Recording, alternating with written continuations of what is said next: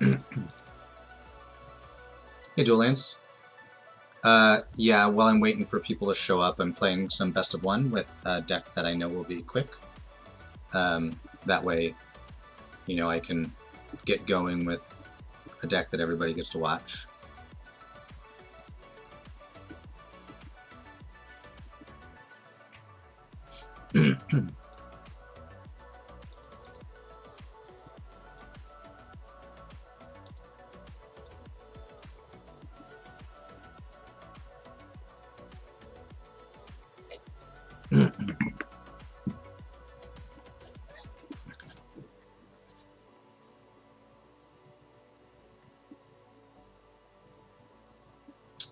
Man, really would like a land here. One more land gets me to Embercleave.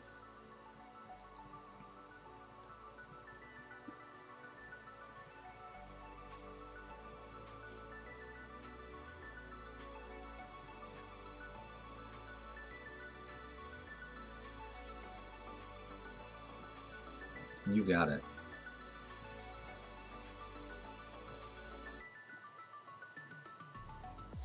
Aha. Land. Darn it.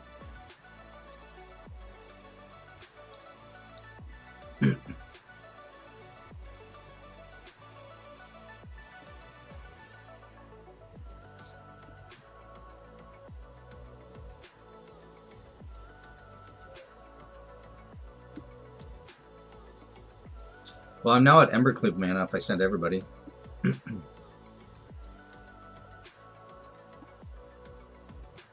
Just kidding.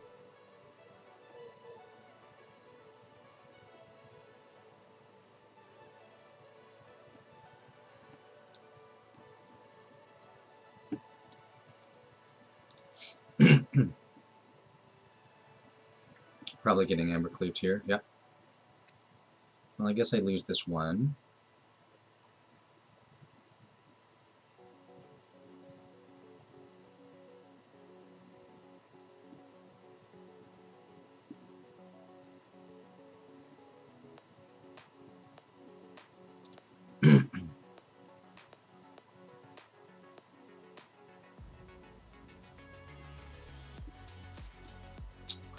Can I survive the turn? No.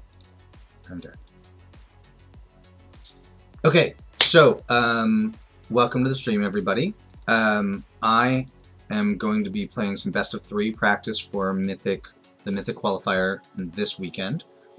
I'm going to probably play 2 different decks on stream tonight, so I will leave it up to vote for which one I start with. I've got Mono Red Snow, which you were just seeing me play, get pretty mana screwed too. And then I've got the Sultai Adventurarium, which is Sultai Ultimatum mixed with the Adventure deck. Which would you all like to see first?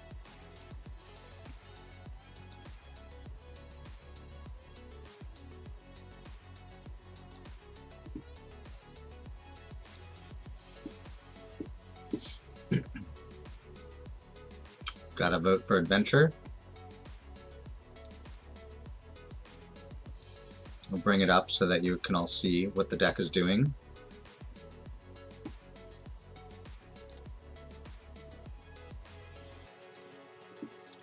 So this is 2 game plans mixed into one. One game plan is Edgewald Innkeeper. Whenever you cast an adventure spell, or a creature spell that has an adventure, draw a card. And then I've got Fae of Wishes, which has adventure, Brazen Borrower, which has adventure, Lovestruck Beast, which has adventure, and Beanstalk Giant, which have adventure. So that is one package in the deck. The other package in the deck is Emergent Ultimatum. Look through your library for 3 different mono-colored cards with different names. Exile them. Your opponent chooses 1 to shuffle back, and the other 2 you get to cast without paying their mana cost. And the packages to get with that are Alrund's Epiphany. You get 2 1/1 birds and take an extra turn. Kiora Best the Sea God gives you an 8/8 hexproof token, then taps all their stuff and leaves a tap for a turn. Then you take something of theirs. Vorinclex, 6/6 Trample Haste. Whenever you put a counter on one of your things, put an additional counter, or sorry, put twice as many. whenever your opponent puts a counter, put half as many, rounded down. The Great Henge, although I rarely ultimatum for that. And then Valky, specifically Tybalt, the backside, which just does all the things. And then you have Cultivate and Beanstalk Giant to help ramp you there. With the ultimatum packages, if you get a Vorinclex plus a Curaves the Sea God, you get both the first phase and the second phase when you play it, and then you get the third phase on the next turn. If you get Vorinclex plus Valky, Valky comes in with 10 counters, or sorry, Tybalt comes in with 10 counters.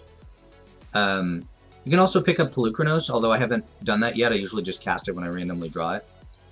And then Great Henge gives you some card draw if you just end up with like a turn 3 Lovestruck Beast. You can play a turn 4 Great Henge.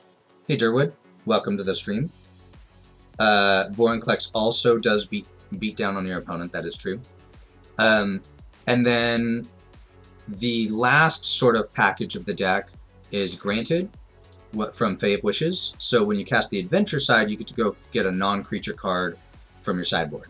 So my sideboard has Cling to Dust, which is very good against rogues, and I've also went and grabbed it against like red-black sacrifice decks.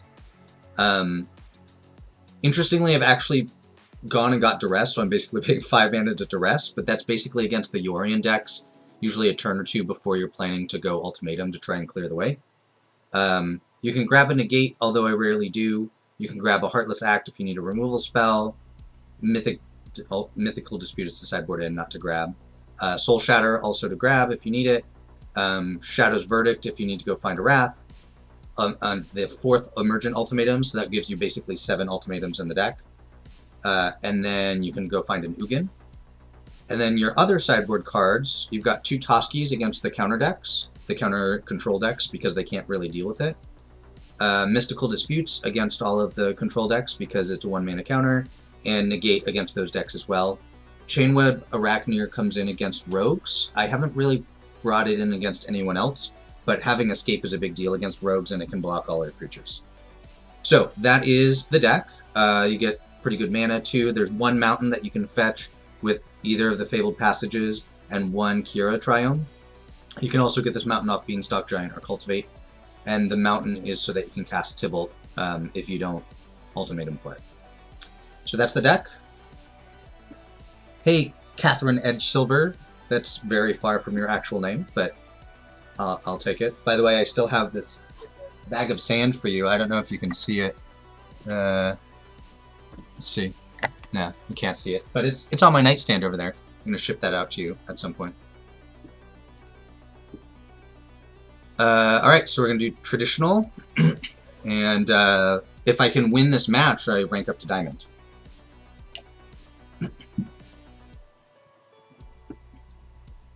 Venoku Panther. So I'm playing against Yorion, so this is a control matchup. It could be Esper Doom, or it could be basically what I'm playing, but the Yorion version. Either way, this hand's not going to do it. Oh, this is not a great hand, but I'm going to keep it. Extinction Event is probably mostly dead against them. This is ranked play. That's interesting. Maybe I accidentally didn't hit ranked. I guess we'll find out at the end. So I'm going to put Extinction Event to the bottom since it's probably dead in this match.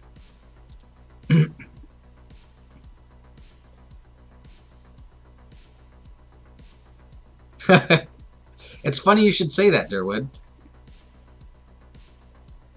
I'm not going to explain why it's funny. It's just funny you should say that. I'm going to play this as a blue source and foretell this. Extinction Event is mostly dead. I did not even intend that pun, but it was a good one.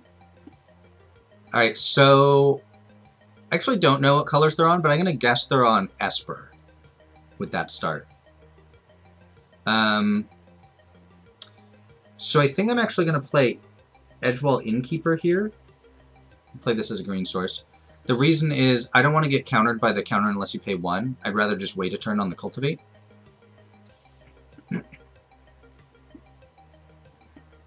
Yeah, that was it, Durwood. I was just saying that you were very funny. That's why what you said was funny, because everything you say is funny.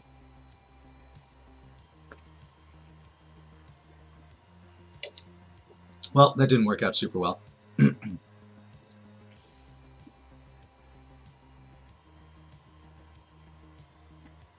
Alright, so I'm going to play this land as a black source, cultivate. They can still totally counter it, but they can't counter it with the counter unless you pay 1. I'm going to not get the mountain because there's a higher chance of wanting to ultimatum on 7 than there is to wanting to Tibalt on 7. So I'll grab a forest and an island, I guess.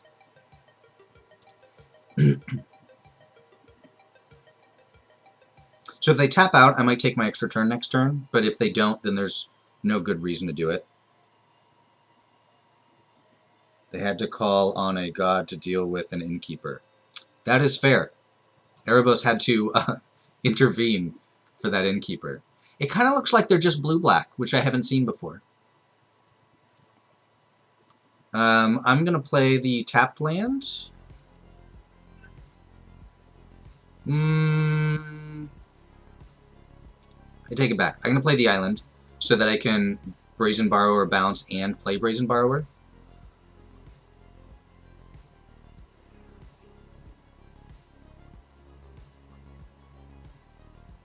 How about I do this and bounce their thing?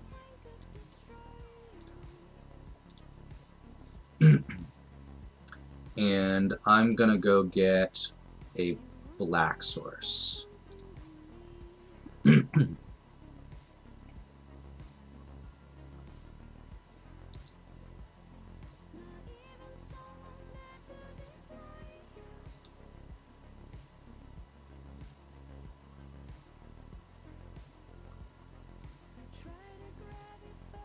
Sure. Play the borrower. Try to apply a little bit of pressure. Oh, got. I got punished for my land play last turn. Alright, so what I'm going to do is I'm going to play this. If they counter it, then they counter it. But if they don't counter it, I can play Ultimatum next turn for free. I mean, not for free, but like, I won't be expecting a counter spell. Nice.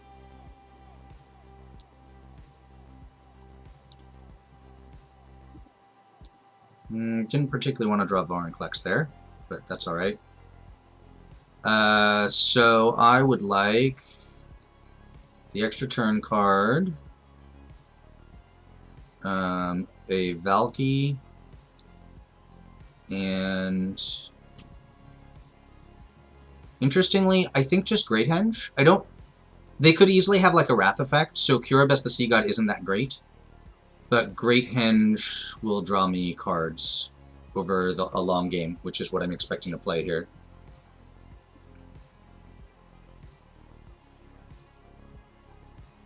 So I expect to get not the extra turn card. Oh, interesting. I'm getting the extra turn card. Well, I'll take it. Did I do that in the wrong order? I guess it doesn't matter. The tokens don't get counters. I'll gain some life.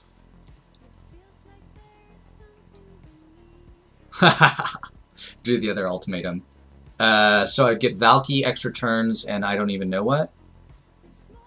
Oh no, I played both extra turn cards already. Shoot, what do we even have to get? Well, I guess I just play it. Valky. They're just gonna scoop. Alright. Yes, it does combo with Vorinclex, but since they were tapped out, I wanted to resolve the ultimatum.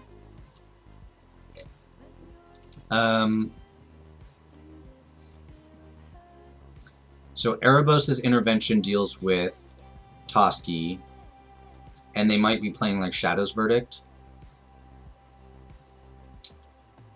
I do want the Disputes and the Negate. I do not want the Shadow's Verdict or Polukranos. They're probably playing counterspells, so I can probably cut back on at least one ultimatum. Extinction Event's probably bad.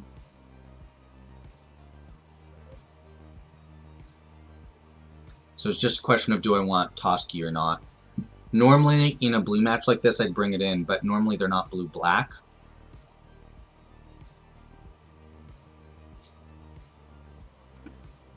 I'm probably still going to do it. I'm expecting them to load up on counterspells. So I think I can cut both ultimatums, bring in the 2 Toskies. Ultimatum's not my main game plan anymore, but it is worth noting that I can still Granted for it, so I'm still effectively playing for Emergent Ultimatums in the deck.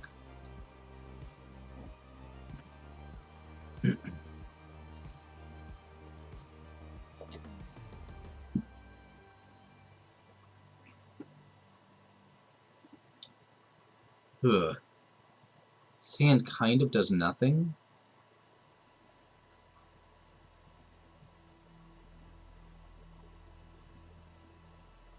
I think I'm going to throw it back. Alright, this hand's much better. So Innkeeper basically just dies when I play it, right? But it's still worth keeping. The question is, I think I need to keep the Beanstalk Giant because I need to find lands. So the question is, do I want to keep Brazen Borrower or Fae of Wishes? Fae of Wishes is generally better, but Brazen Borrower bounces a Shark token from Sharknado. Or, you know, Shark Typhoon, whatever it's actually called. But I'm going to put back the Brazen Borrowers.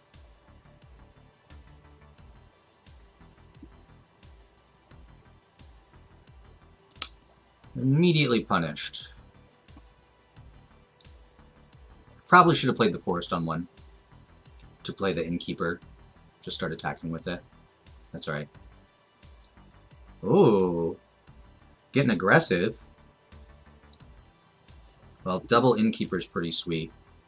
Because that means my Fae of Wishes, which blocks that shade very well, also draws me 2 cards.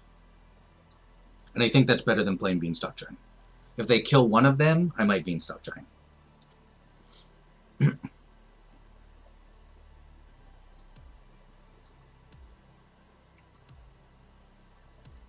Alright, so I guess I'm just playing Fae of Wishes then.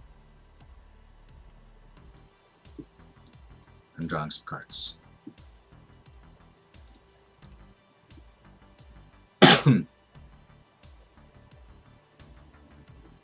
Ooh, Lovestruck Beast 2.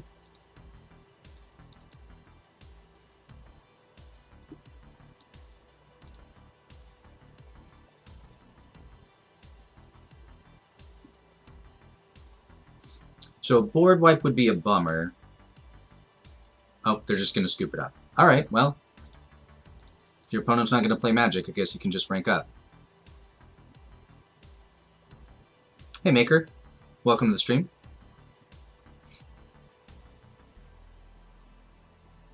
That's true, Lovestruck Beast does put the Henge 2-4. You get to watch me play Standard tonight, Maker, and I'm even playing kind of a control deck. I'm actually playing a control deck mixed with an aggro deck, so it's kind of mid-range. And it looks like you were right, I did not somehow select Ranked. Traditional, Standard, Ranked. That is what I actually want. Yeah, it wasn't Ranked.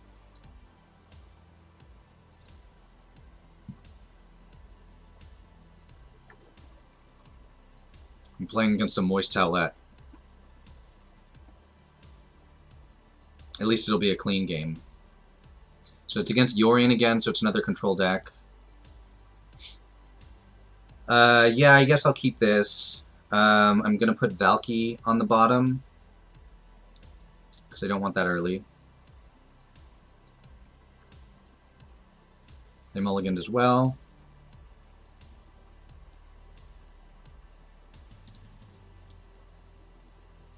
So if they don't kill Edgewald Innkeeper, I may just play Fae of Wishes on 2, basically to cycle it. If they do, I'll play Fabled Passage. Ah, they didn't. Okay. And it looks like they're on the Sultai variant.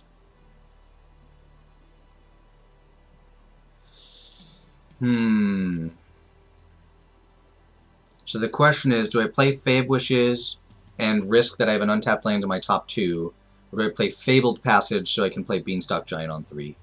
I think it's safer to do the Beanstalk Giant play.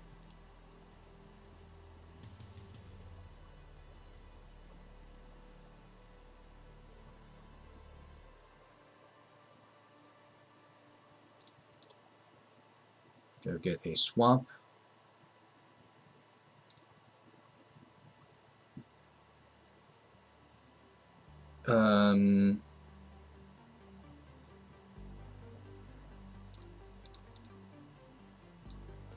I guess I'll Beanstalk Giant for an island.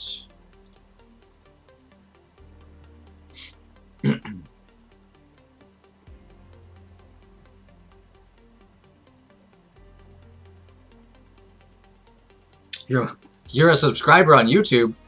That's 100. That's infinite more subscribers than I thought that I had on YouTube.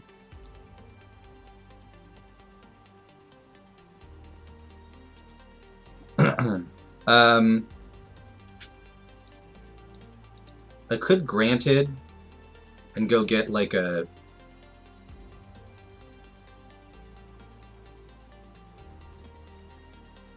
I could get Ultimatum. I could also go dig out like a they're 1 mana away from Ultimatum, so I think I want to go dig out a Duress, but it needs to tap correctly.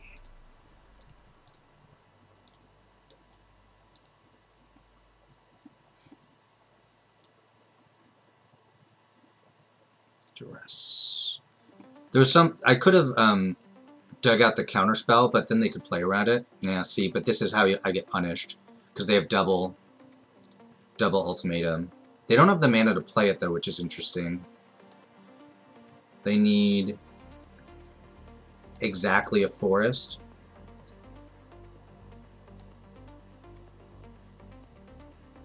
Does that mean I take Curaibest the Sea God instead?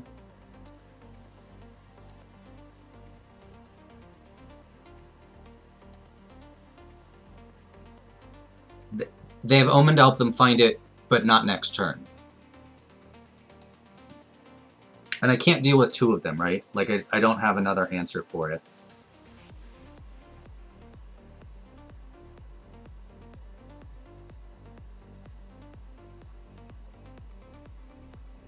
It's true, I do have an Extinction event to deal with the token, but, like, they still get the tap effect in the game, too. My other thought is, like, I could take Bloodchief's Thirst just to take them off a removal spell. Because they can play Bloodchief's Thirst plus Yorion next turn. Let's hope they don't draw a land. I can take Bloodchief's Thirst. I don't know if that's right, but I'm kind of in a tough spot here. If they draw... Yeah, okay. This was the exact reason that I did that. So I basically have to assume that they're going to Ultimatum next turn.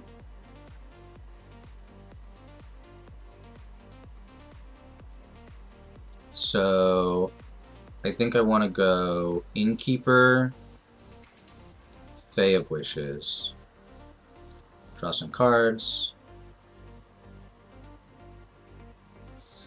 I'm definitely playing a land, and I'm playing it as a black source.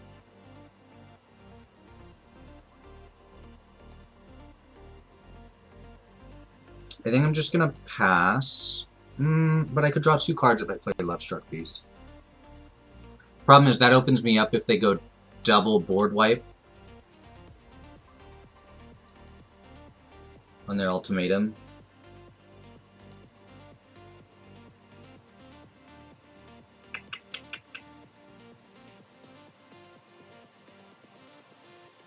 Problem with Lovestruck Beast is, like I was saying, if they Ultimatum next turn, they can dig out Extinction Event and the 5 mana converted mana cost 3 or less Wrath. I guess that's still fine because I draw 2 cards. I found a land, which is good. I still need like a Ultimatum or some kind of bomb play here.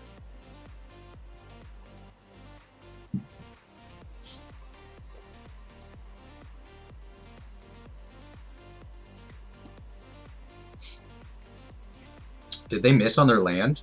Wow, they bottomed twice, drew a card, and then drew another card and missed on a land? That's super lucky for me.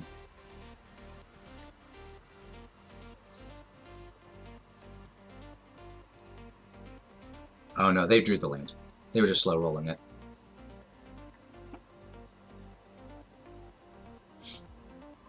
So I can't give them the extra turn. So I give them both board wipes.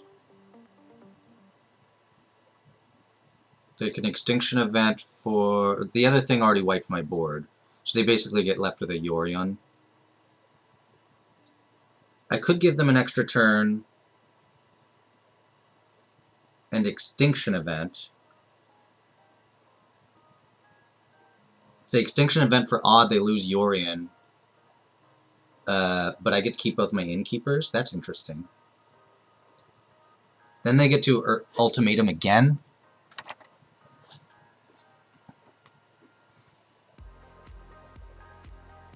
Let's try that. That may not be right, but I'm doing it.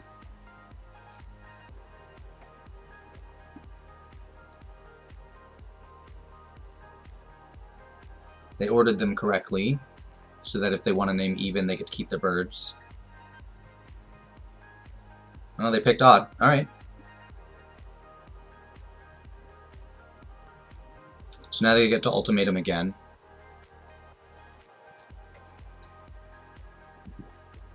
I do have enough to Polukranos and fight Polukranos next turn.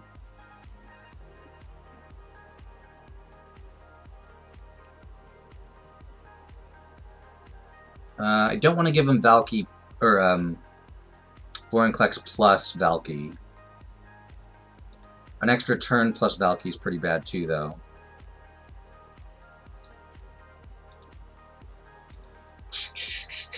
I'm actually fine with them having Vorinclex as long as they don't get Valky as well, so maybe I give them Vorinclex plus the extra turn.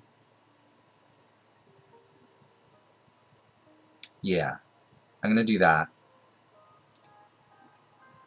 And then next turn they may, like, Eurobest the Sea God, and, like, tap down my stuff, which is whatever, but then I get to Extinction Event and wipe their board.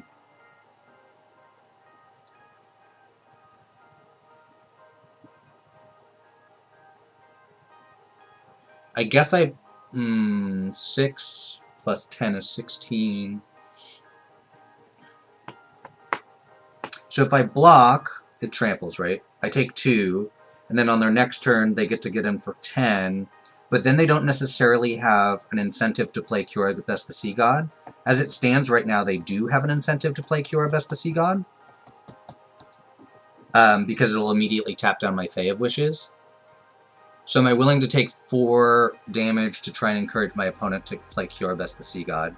I think I am, because they don't really do damage with that deck.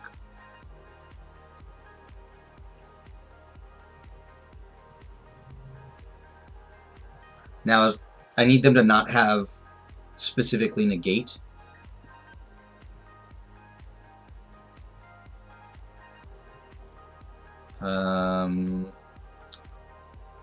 Force 3. So I guess I'm gonna go. Doesn't really matter. I guess I'm gonna put this on green. I could save Fae of Wishes. How much do I want to do that?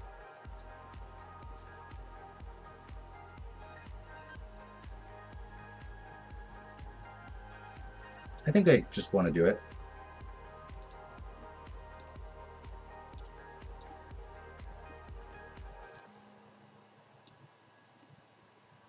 So I still have 1 mana up, so they can't do the counter unless you pay 1. If they have negate, I'm dead. Or Disdainful Stroke. Alright.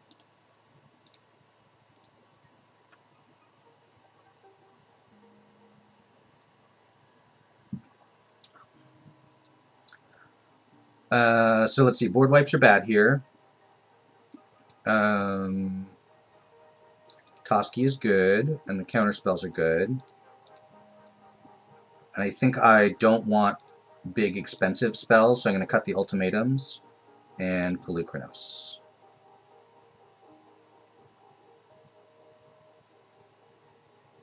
Yeah.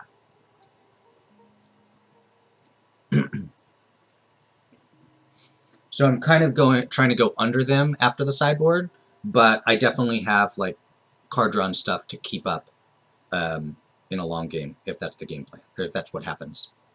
But plan A is to go under them.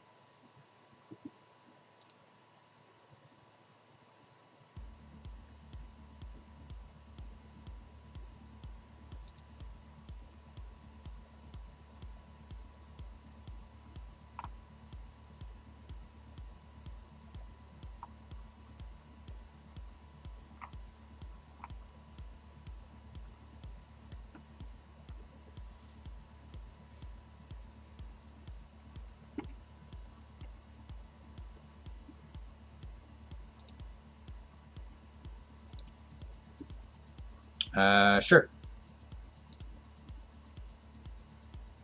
I'm going to play this so I can get the 1/1 down immediately.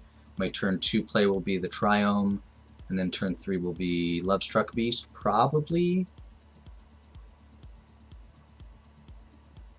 Valki, that doesn't change anything. I don't really want a Valki on the front side unless I know they've picked up Yorion, because there's so few creatures in that deck that it's likely to miss.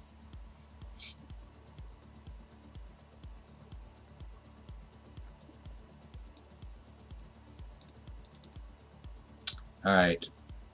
So they could have the counter unless they pay 1. And if they have that, do I prefer Cultivate or Lovestruck Beast gets countered? I think it's pretty close to the same. So I'll just play Lovestruck Beast. Applies more pressure. So now I could play Valki if I wanted to steal the Yorion out of their hand. But it's better next turn, because next turn is 1 turn away from them being able to play it. Play this on the black side. Cultivate for, I guess, Forest and Island. And so, worth noting, if I decide I want that mountain, I can Fabled Passage for it. Binding, okay.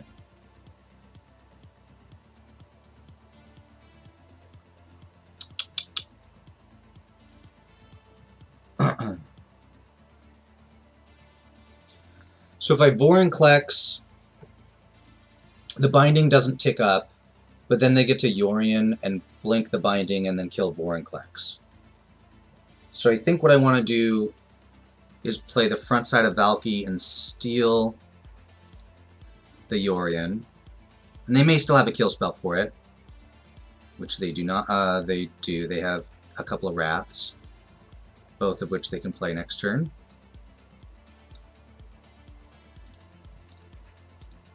And then I'm going to Granted. And I can actually Ultimatum next turn. So I'm going to Granted for Ultimatum.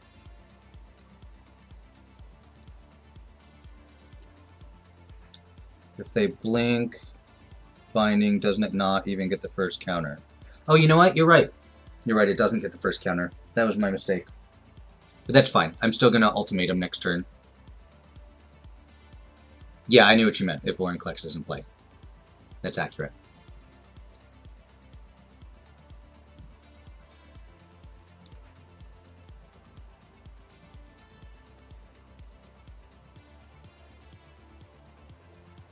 Now, it's worth noting they get to Ultimatum next turn.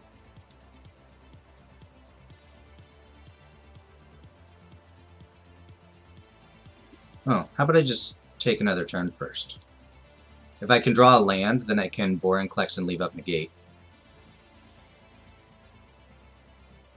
Let's see, what color do I need? I have 2 blue, 2 green. I'll take a black. And an extra turn.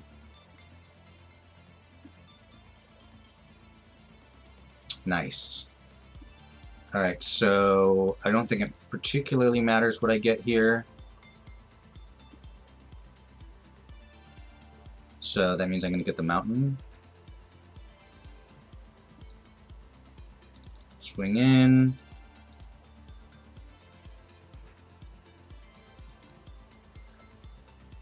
So I can counter anything except the Yorion. And if they play Yorion, they bounce Binding. It gets no counters, as Dual Lands pointed out. They could have a counterspell as well, which would be a bummer. But if they do, then I get to Emergent Ultimatum.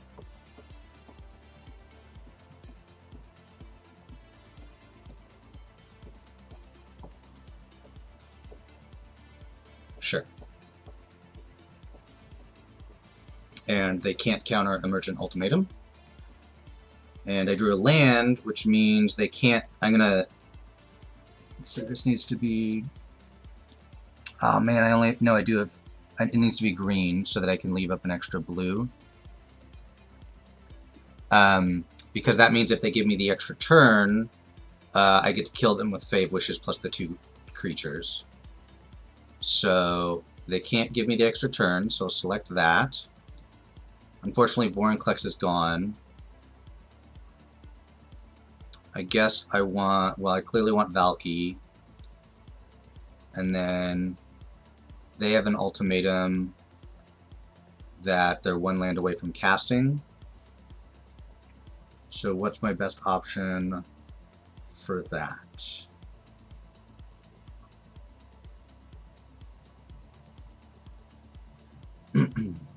Maybe just like a Beanstalk Giant? Which they will assuredly give me. Yeah. That's fine.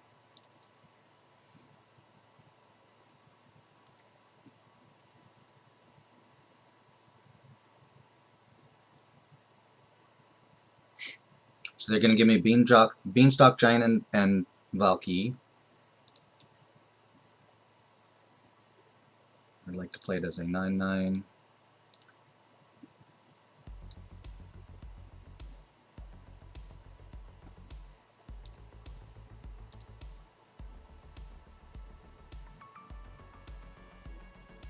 Well, I would have liked to have seen a counterspell, but that's alright. So they probably play a land and ultimatum here. And then, okay, or they're just dead.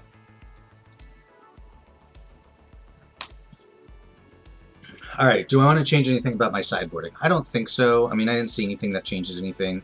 These were all expected cards. Not everybody plays Migration Path, but is Brazen Borrower worse?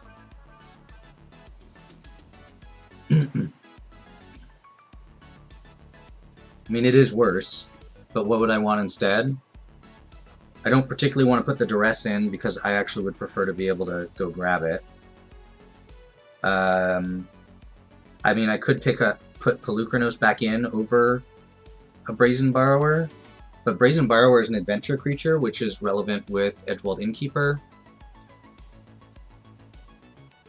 Yeah, I'm just not going to change anything.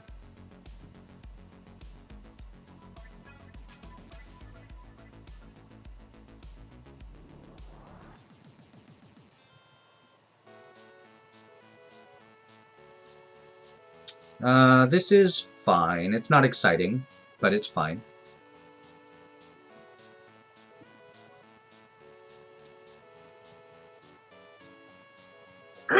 Excuse me. By the way, I almost always play the basics over the flip lands to delay the decision for as long as I can. So next turn, I'm going to cultivate, because I guess I'd rather that get countered than the Beanstalk Giant. Oh, well, so that changed things.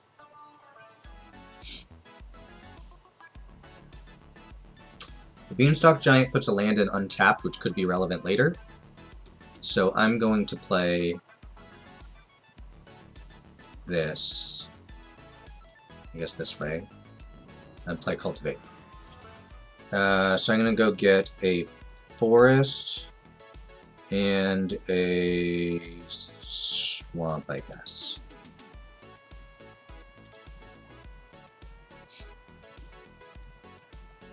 Aren't you missing an umlaut there, Catherine?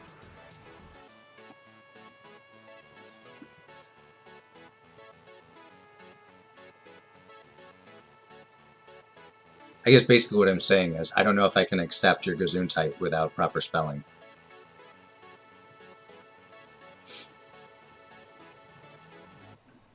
Godzilla? Yes, thank you. That's what I say.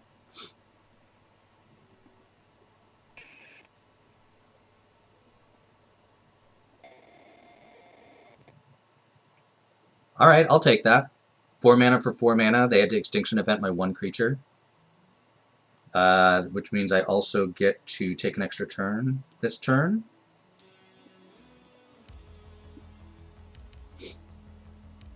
Oh, I guess they could have that.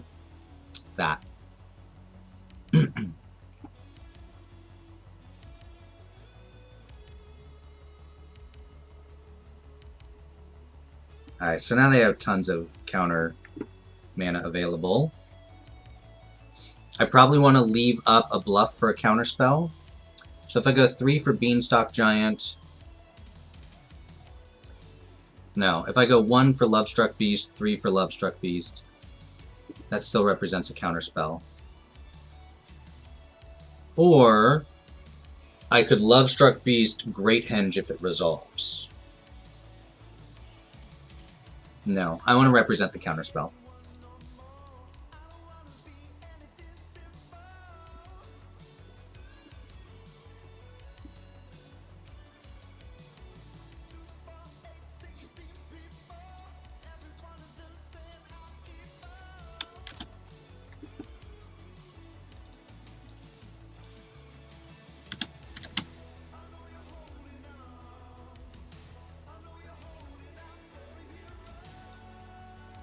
Alright, so I'm pretending like I'm thinking about a counter.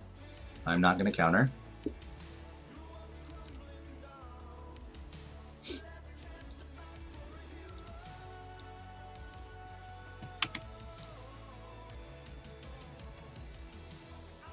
I'm going to not sack the land yet. I am not going to Valki, because if I do, I tap out. They could still have a counterspell up. Actually, what if I just regular Valki? Let's do that.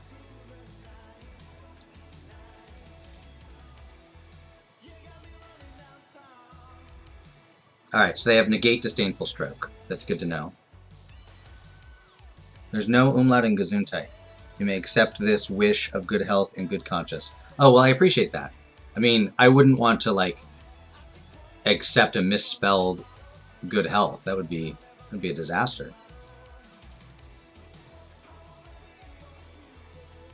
This is gonna go get, I don't know, an eye. I mean, they might just counter it here, which would actually be good for me. I'm glad to see that removal spell gone, or that counter spell gone.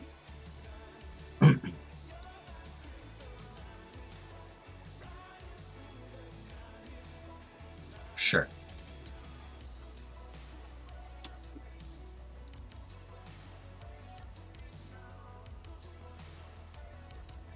How much mana to turn Valki into Yorion? Yes, it's 5 mana to do that. Still not gonna fetch. Send in for 3. I'm gonna Beanstalk Giant. Let's see, I want to tap it. 1, 2, 3. I have no reason to keep the black open. It's gonna go find a forest.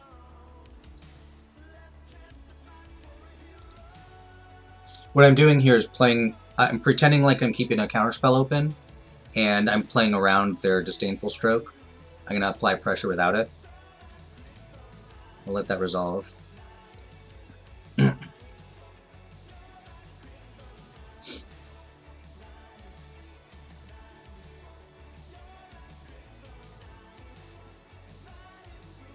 Binding. Okay, so they get their Yorion back.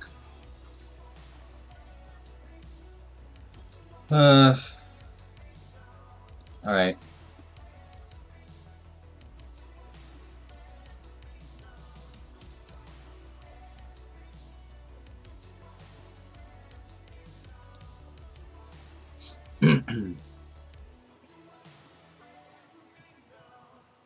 I guess I'll Brazen...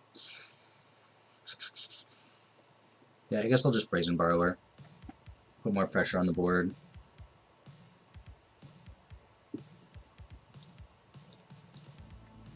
They're just going to kill it with Binding. Probably. Not really. Ooh, Toski, that was a great draw.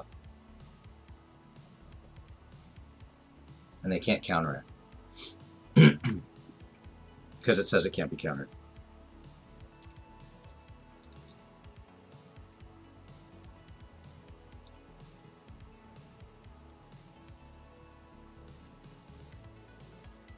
Alright, so I'm going to Valki here to take that Yorion back.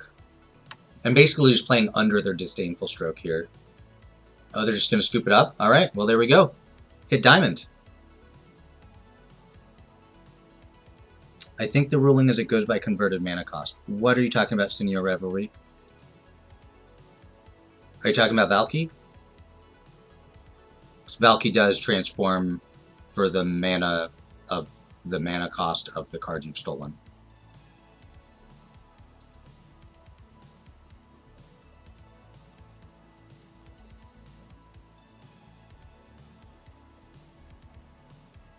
Oh, yeah, you're responding to Dual Land's question about how much to turn Valki into Yorion. That is correct. Alright, so that's 2 matches with this. I'll play at least 2 more, maybe 3 more, and then I'll switch over to the red deck.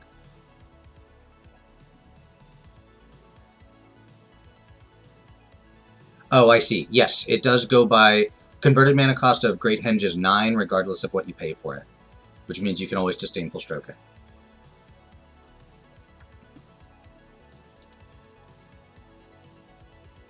So it's another control match. This hand does not put a lot of pressure on, and it doesn't ramp into Ultimatum, so I think I'm going to throw back. This one puts some pressure on, so I'll keep this. And I'm going to put back... Do I want to put back Emergent Ultimatum? I think I do. And then the plan will just be to try and put pressure on with Lovestruck Beast and Polukranos.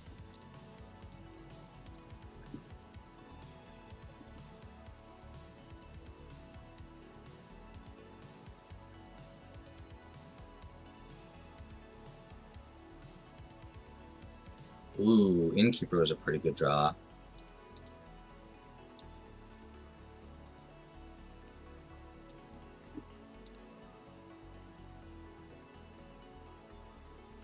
I don't actually care about it staying on the bottom because I have Fave Wishes, so I can always grant it for 1 if I need it.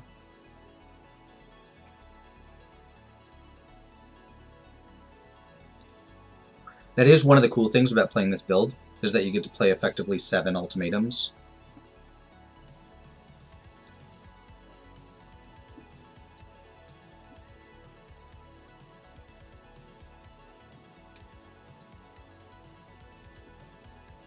Look, if you're gonna kill it, just kill it.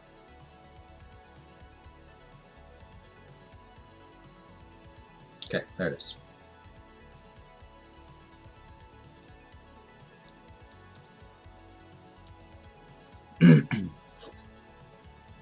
So I've got Polukranos next turn. And Polukranos survives the 5-mana Black Wrath. It doesn't survive an extinction event. Lovestruck Beast would if they were getting Polukranos, but it would need to draw another 1/1 for Lovestruck Beast to be able to attack.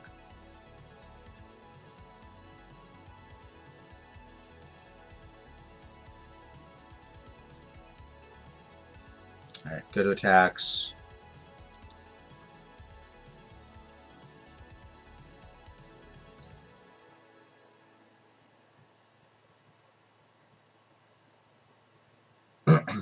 Sure. So I'm going to trade with my 1/1 so the beast can't attack again. But I have Polukranos to keep the pressure on. I would love an Innkeeper or another Lovestruck Beast, something that produces a 1/1.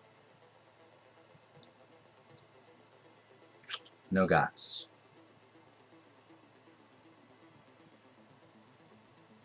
What do I want to Granted for? There's Duress, but that doesn't seem very good right now. There's the Exile effect just to draw a new card. There's Ultimatum, but that's not very good right now either. There's Ugin's not very good right now. Well, let's start by attacking and see what happens.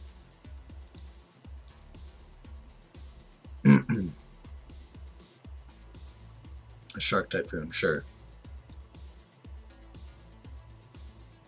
You know what? I am going to fight it for 5 damage. It's worth it. And I'm not really doing anything else. I'm just granted for, like, a random card.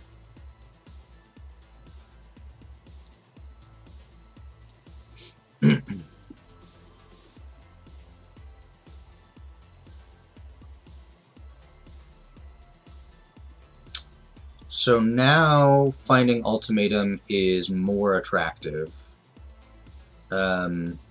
I need to draw exactly a black source to be able to cast it.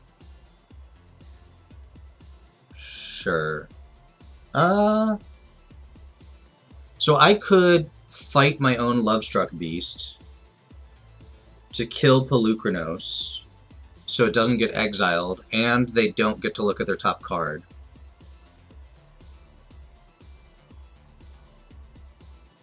How many cards is it? It's 6 other cards to buy back. That doesn't seem very likely to happen. I guess I'll just let that happen. The other thing is, like, if I draw a 1/1 here, Lovestruck Beast is still good. 1, 2, 3, 4.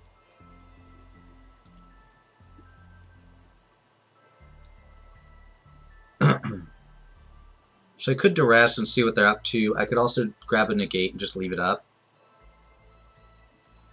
Or I could pick up Ultimatum. I'm going to take a duress to see what's up. I'm not going to see what's up this turn, though. I'm going to play the 1-power creature. They're still a mana away from being able to Ultimatum, so I'd rather duress next turn.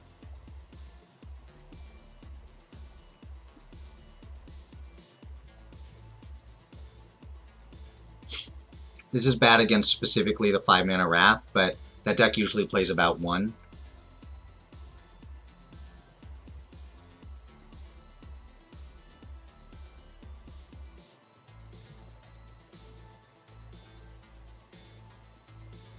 It's too bad Fae of Wishes can't grab Toski. That's what I really wanted. It's a 1/1 to turn on Lovestruck Beast. Ah, they had it. Well, I drew Ultimatum, so I'm glad I didn't pick that up. But I do need a black source to cast it. They have a bunch of removal and Sot Cummings. I guess I'll take a Sot Cumming. Yeah, 8-turn clock. That's what I need.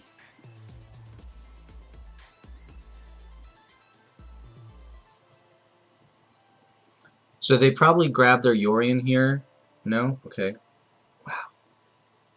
Alright, I'll just continue to sit here and do nothing. I was going to say, and then I can Extinction Event, and they can counter it, and then I can Ultimatum. Valki doesn't get me anywhere.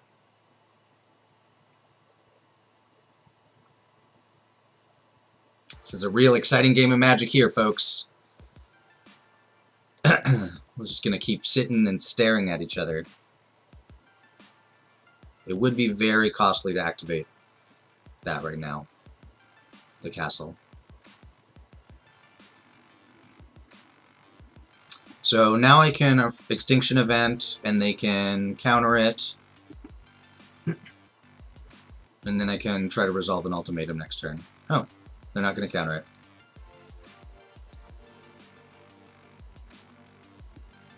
That's 3 Shark Typhoons, right? Yeah.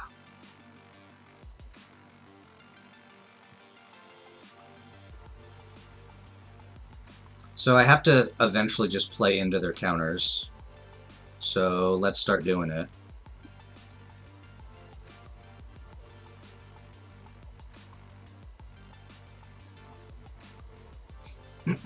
So the question is that other card a Sot coming, or I take an extra turn?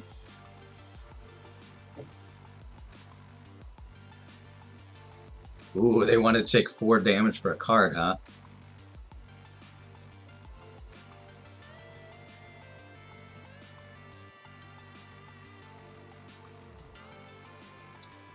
Man, I sure wish I had a black source. I mean, a red source.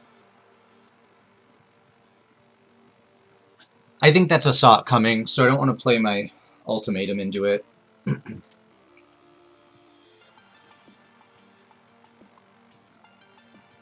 Actually hope they Field of Ruin me. No.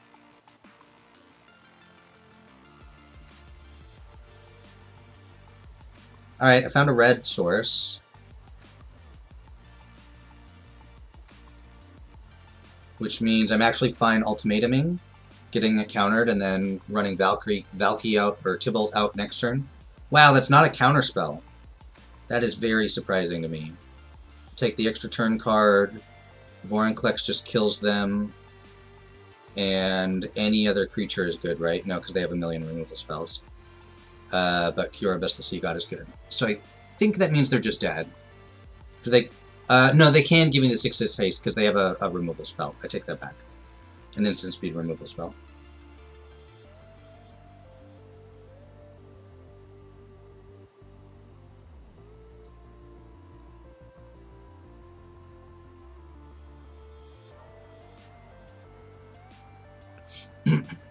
This is where they probably regret taking that extra card for 4 life. Alright, I need to do it in the right order. Actually, don't want the extra token on Kiora, so I'm going to put Vorinclex first.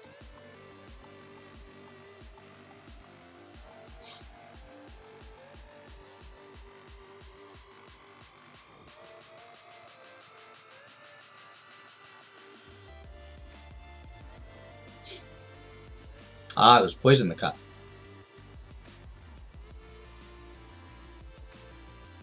That's not one that I've seen very often out of these decks.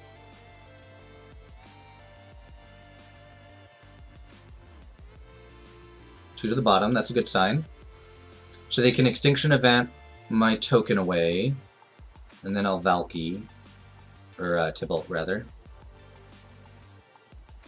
Alright, Durwood, take care. Thanks for joining me.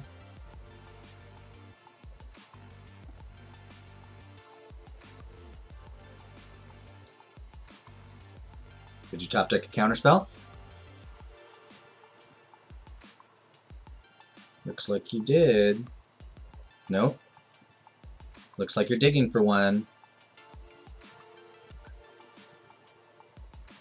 And you didn't find one.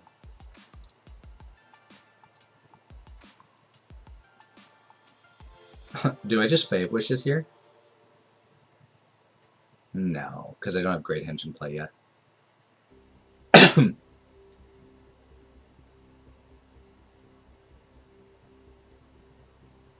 Maybe I was supposed to eliminate, though.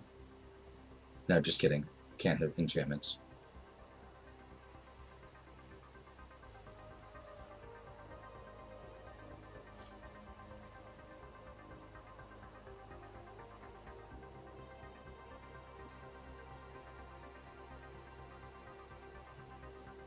Yeah, I can hard cast Henge if that's what I want to do.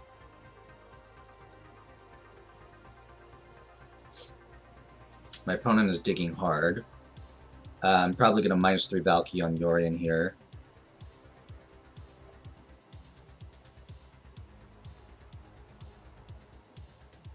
Or just take Yorion, that's probably better.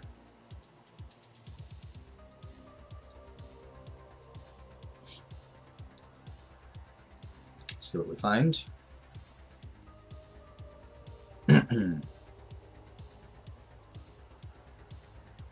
I have 4, 9, 10 mana this turn, so I can't Fave Wishes plus Ugin.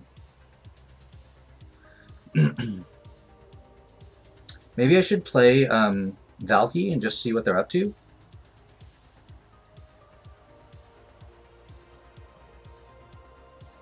Or maybe I'm going to Granted for negate. That's what I'm going to do. But maybe I'm going to play Great Henge first. Yeah.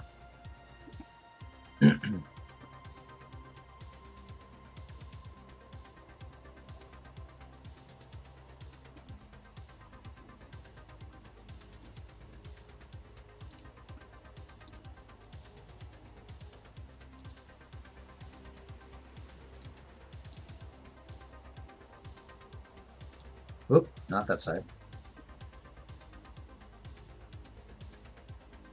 Alright, so I'm just going to pick up Negate, just to keep myself safe. I'm going to let him kill Yorion, if that's what they want to do. Sure. I really just want to negate for something that matters. I mean, like, staying alive an extra turn obviously matters, but... I'm probably going to ultimate Tibalt next turn.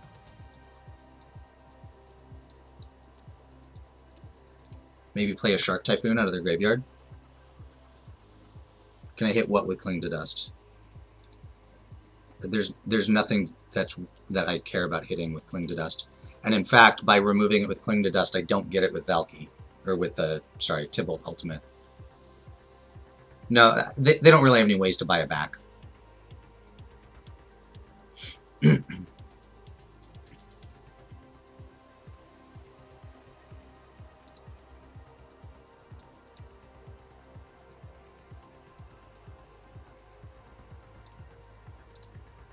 Give me the graveyards.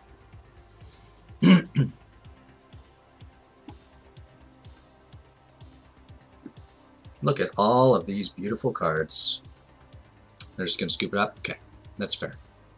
I was going to play Shark Typhoon there and just leave mana up. Alright, so negates come in, disputes come in. I think I still want the squirrel. They definitely have answers for the squirrel. They have what? They have Extinction Event and Shadows. Oh, and ET Extinction? Maybe I don't want the squirrel.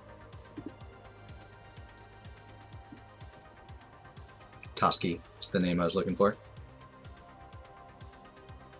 Yeah, Shark Typhoon definitely would have been sweet. But my opponent knew that and scooped it up. They're pretty heavy on removal.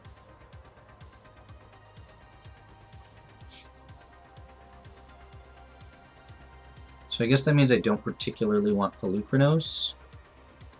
And normally I cut a bunch of the ultimatums. I'm still cutting at least one.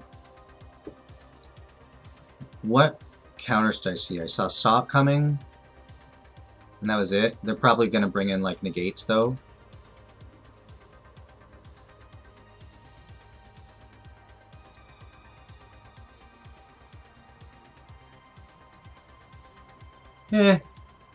I'm still going to do my normal thing. The nice thing about Toski is can't be countered, and, like, you can get a couple of cards off him just on the turn that you play him. And then, yeah, they can wipe it away. It actually doesn't go away to the 5 mana Wrath, because that's converted mana cost 3 or less. So they can still Extinction Event it. But that wouldn't take out... Oh, no. That wouldn't take out, like, a Lovestruck Beast that I had in play. Yeah, I'll keep this. I think Dispute's going to the bottom here. I already have one. And I could have considered Fave Wishes. But I'm kind of interested in playing Fave Wishes on 2 or 3, so that well, probably 2, so that Toski can draw a card. If they kill it, that's fine. Like, it's just a 1/4.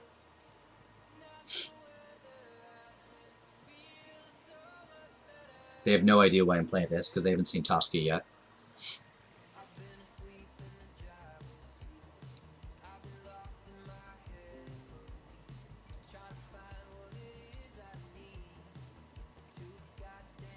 Toski doesn't have any cool flavor text. 20 turn clock, yep. Alright, I'll take that.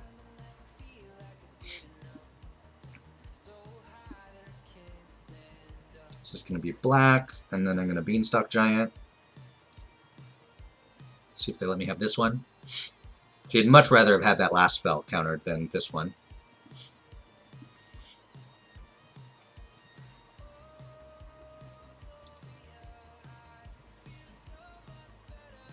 20 turn clock counts in a control matchup?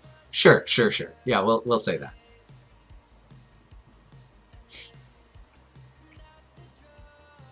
I'm not expecting any cards that I care about being cast next turn. So I'm not expecting to dispute here, but we'll see. I have it up.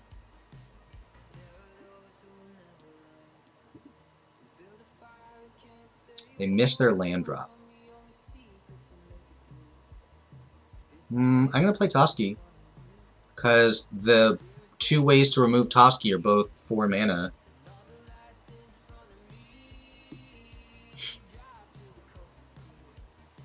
And it may not work out for me. Oh, well, there's that too.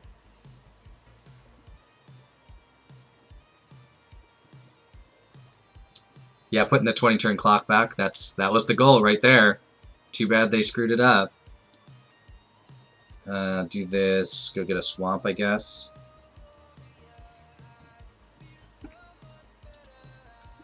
And I'm going to do the other one and get a mountain, since I have the Tibalt in hand.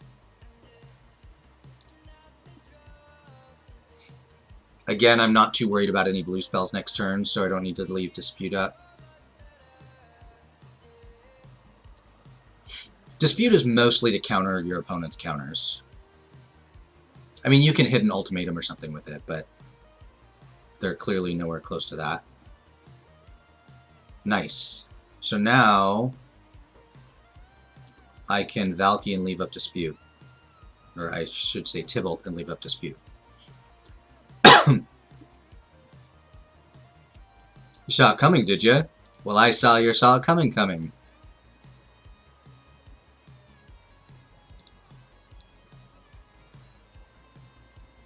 2 lands. Not ideal, but keeping my opponent off a land is kind of nice. Alright, well they answered it. But now I'm just going to try and Beanstalk Giant them out.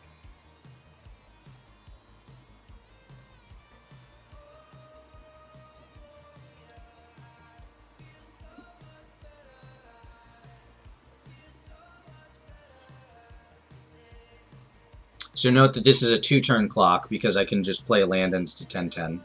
Sure. Buy Yorion into your hand, probably. No? They have a 4-play? 4-drop? Oh. Saw it coming or something? I'm going to play Beanstalk Giant here over Toski. It's fine if they counter it. I have another Beanstalk Giant. And this is a better use of my mana. And I might even be able to Beanstalk Giant plus Toski next turn.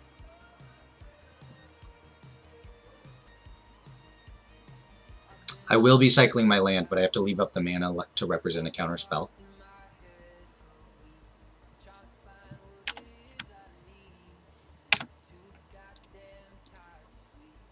Cycle.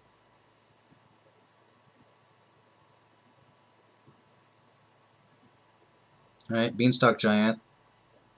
Let's see what they do. Got another counter.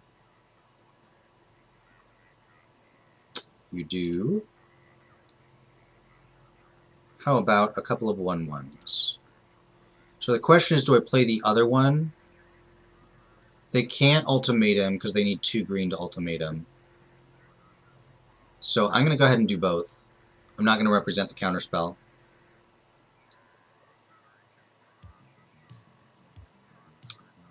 Would I represent counterspell? I feel like what I'm doing is playing against counterspells right now. I'm not representing counterspells. I keep pretending like I have one, but now it's clearly a lie.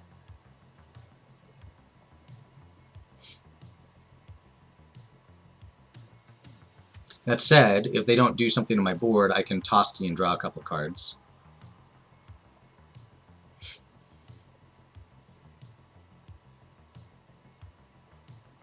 This is kind of a weird game.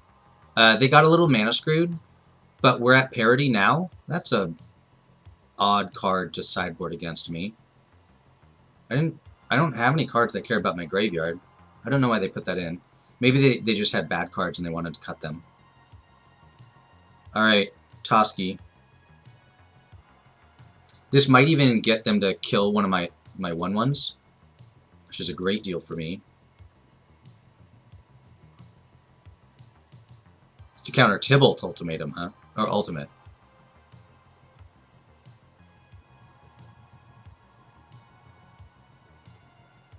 So this is where I start to pull ahead on card advantage. So I'm Sublime Epiphany. Wow. Okay.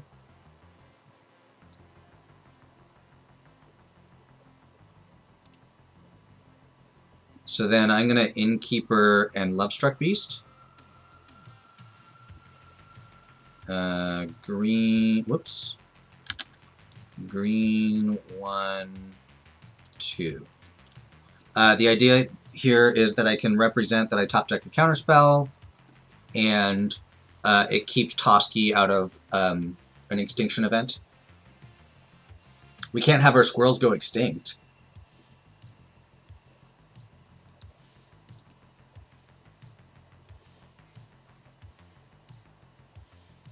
And they're scooping it up. So I out-card advantaged the control deck. That's pretty sweet.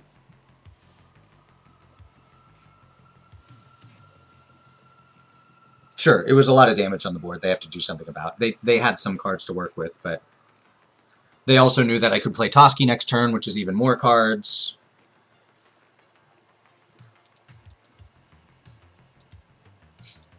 Alright, so that was 3. I'll play one more match with this, and then I'll show you the red deck. The red deck matches will go a lot faster, of course.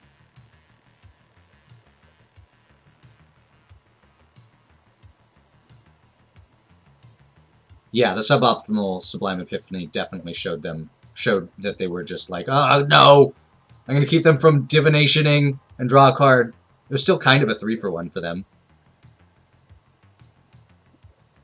It does remind you of Uro a little bit, except I drew way more cards than Uro would draw. I think I can keep this off the back of Lovestruck Beast, but it's pretty sketch. I don't know what my opponent's on,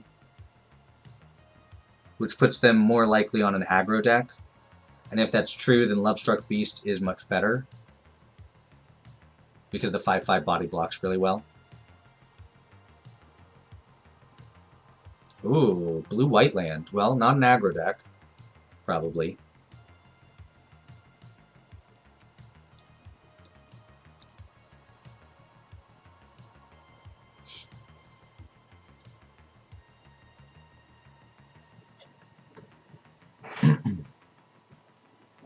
Yeah, not an aggro deck.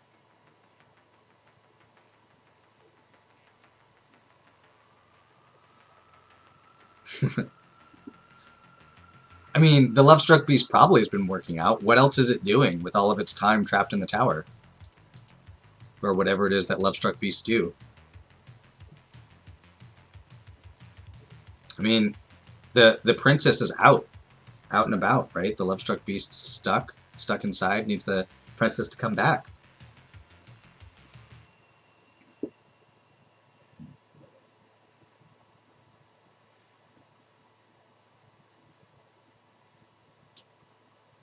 So the thing about cycling Triome is it is currently my only red source, unless I Fabled Passage for a red source. But I'm also short a black source for Ultimatum. So we will see what I do with the Triome, but I don't know that I'm cycling it yet.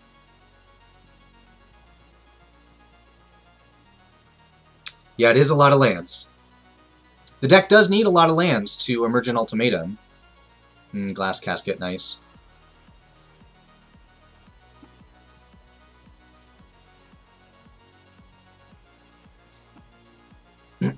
So I'm still not going to commit to anything, and I'm going to just Granted. Sleepy Beast is sleepy. So the question is, what do I want? Probably just Duress, just to see what they're up to. It's amazing how often I'm willing to pay 4 extra mana to Duress in this deck. It's so weird.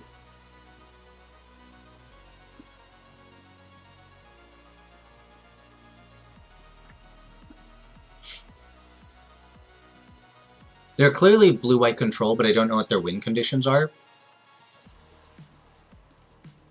Which Duress may or may not show me.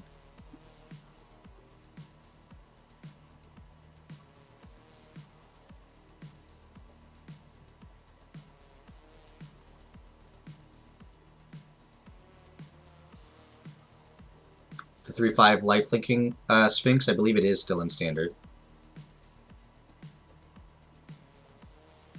Alright, so they're protecting their cards. Well, I'm still going to Duress. Like, I don't have any... well, actually, I can use all my mana. So let's do that. It's very possible that one of those foretells is a Doomscar to wipe the board. but that's okay.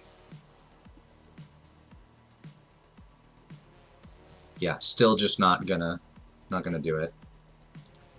So my plan next turn is to play Triumph and Duress, and then the following turn, Fabled Passage finds the last black source, and I can Ultimatum. Ooh, they paid 3 life. There's the Doomscar.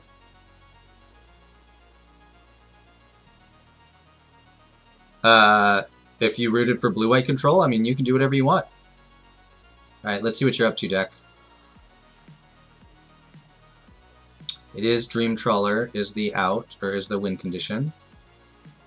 I don't think I care about anything else here, so I guess it's going to be Doomscar. They don't... They could have a Sot coming.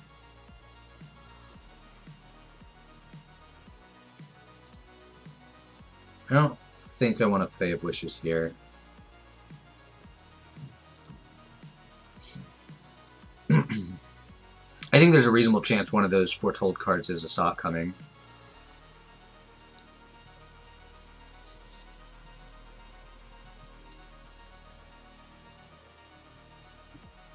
I'm going to cycle this Triome here. I didn't Duress because I wanted to wait as long as possible on Duress. Alright, so I'm going to Beast over Ultimatum. I guess it's actually not that good, because they can just Glass Casket it.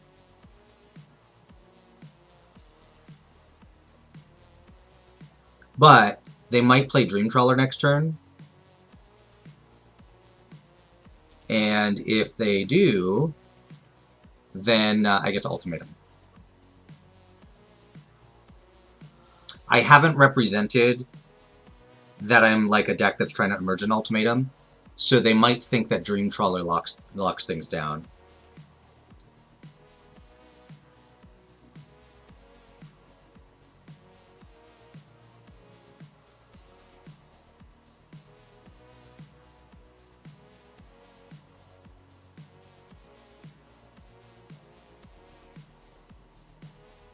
Okay, Casket, sure.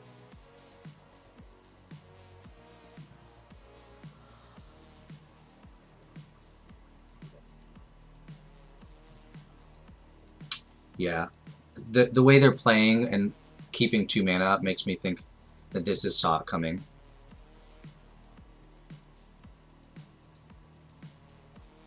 Alright, well, let's Granted.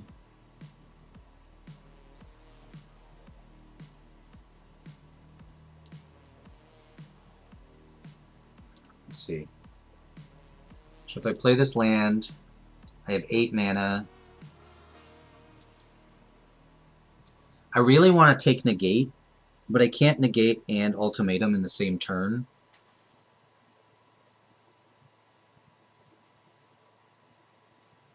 Oh, are they going to see this coming? If I get Mystical Dispute, they know that it's in my hand and they can play around it.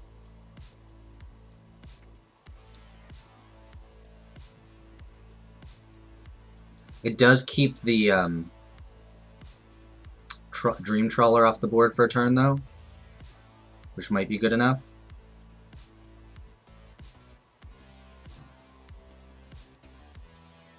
So I know that they can leave up 2 mana and Dream Trawler next turn, so I guess I'll take Dispute and be sad about it.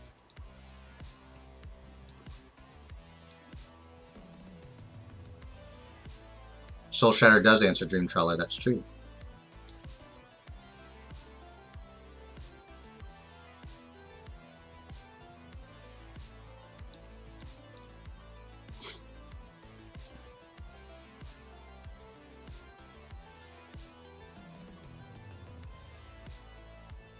I'm actually kind of in an awkward spot where I don't really want to say Fae of Wishes, because I only have 1 card I want to discard.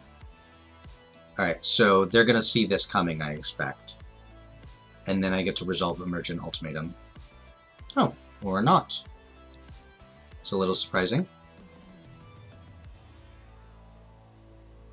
I'll just attack for 1.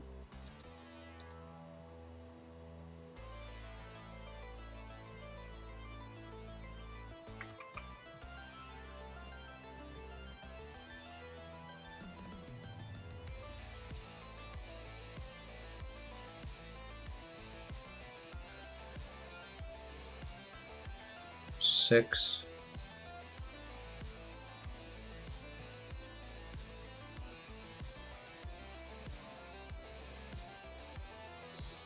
I'm gonna pass. Just kidding. I'm gonna play a Fae of Wishes. I'm gonna try and pressure them in the air. I don't actually expect to win that way, but that plus the Brazen Borrower does put a clock on and may force them to do something.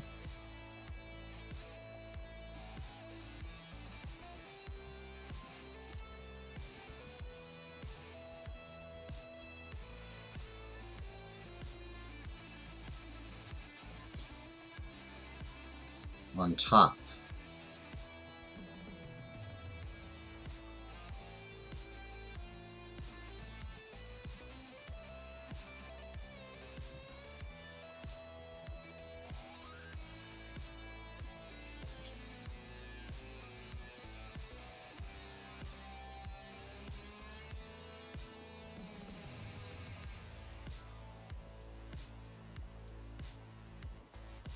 If I draw a land, I'm going to hold it to discard the Fae of Wishes.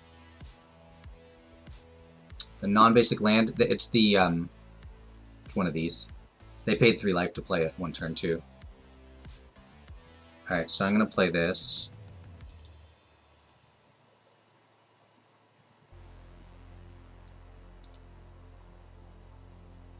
It's fine if they counter it. I'm actually pretty happy if they use a counter. There we go. Was right about that saw coming. Kiora Best the Sea God. That's actually a pretty good one to try and bait a counter spell.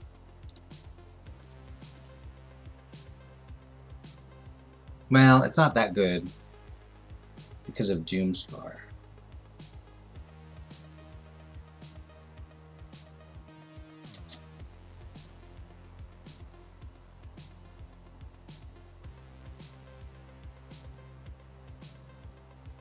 Alright, I think it's getting countered, but I'm going to play the Emergent Ultimatum.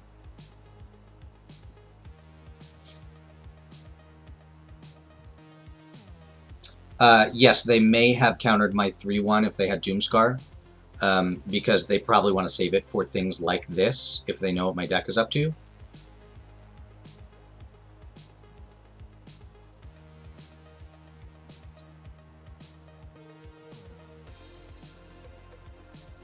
They're not under much pressure, and they'd rather... Ooh, that's a thing. So they're leaving up 2 mana for negate, I guess? Or to sacrifice one of these. Up to 1 target creature you control can't be blocked. Deal 2 damage to target tapped creature for each card you've drawn. Create a shard token. So they get to kill a fairy here.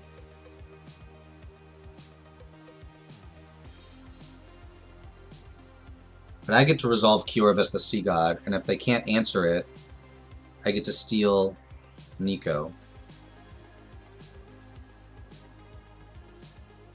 Which I guess it actually isn't that exciting at this point.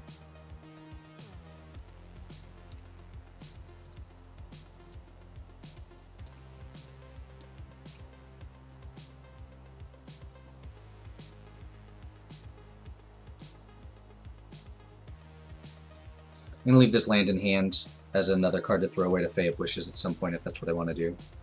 I don't want to see Doomscar here. They have a lot of looks to find it, though. If they do find Doomscar, though, I still have the 3rd phase of Kiora Best the Sea God to try and... oh, or they're just going to kill their Nico. Okay.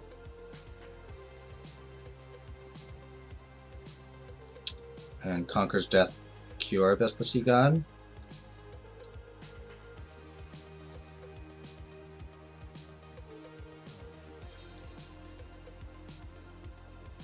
I think I'm ready to go grab a land with this, because I don't want to draw a land.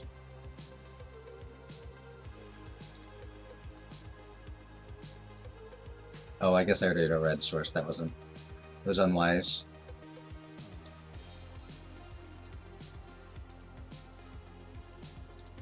Alright, so they get to chump block for a little bit.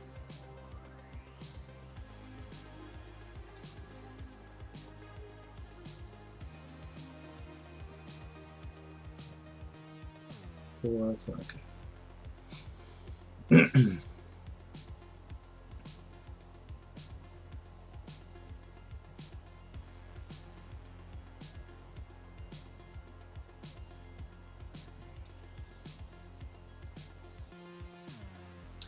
There's a chance that I bounce Elspeth Conquers Death.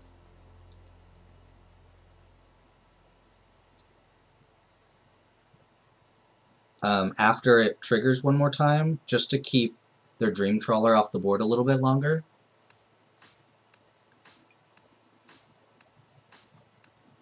I don't think the extra attack with the Beast is that big a deal. I think the Kraken's a bigger deal.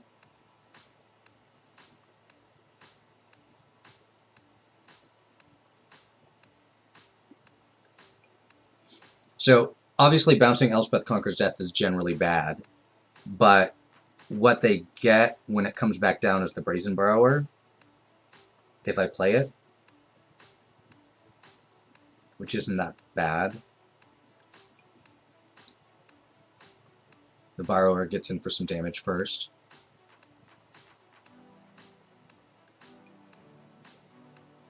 That's true, they have no targets if I don't play Borrower, but I also have to get some kind of pressure on. Is this a Dream Trawler? No, it's a Shark Typhoon. Alright. Well, I guess I'll be bouncing a token with the Borrower then.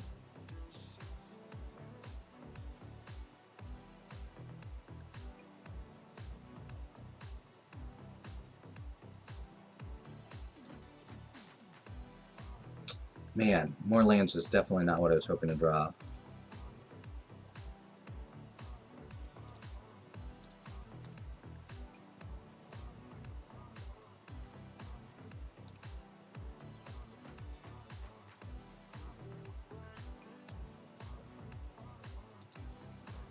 Just keep sitting here, letting the control deck have more time. That's what you want to do, right? That's how you beat control decks. Give them as much time as they want. I heard that's the way to do it.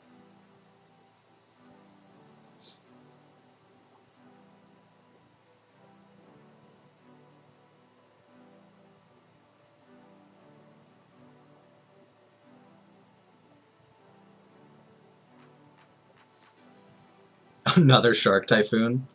Alright, I'm done for.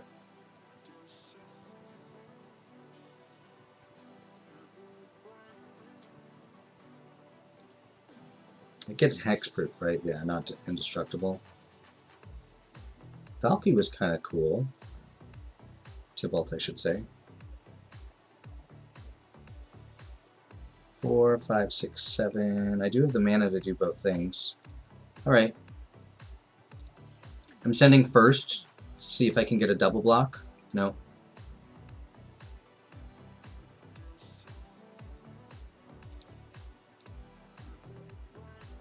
They probably have a counterspell, so this probably isn't going to work, and I'm probably just going to be very sad. But we do what we got to do.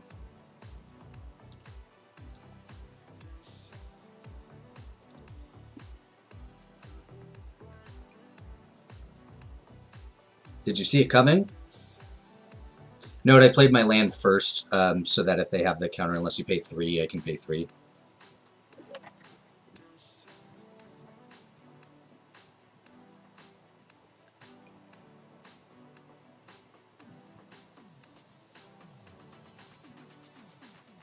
I feel like my opponent's considering if it matters, because they have 10 in the air.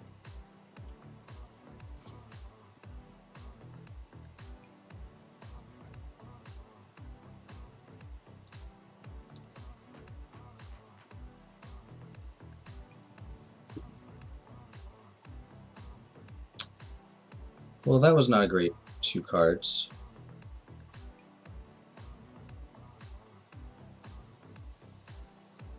Nice. That means this definitely resolves.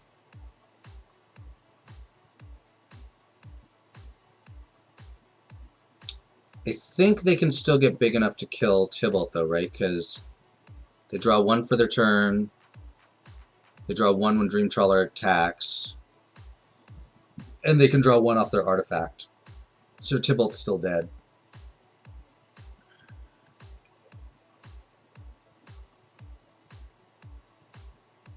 Yeah, that's what I meant by the artifact.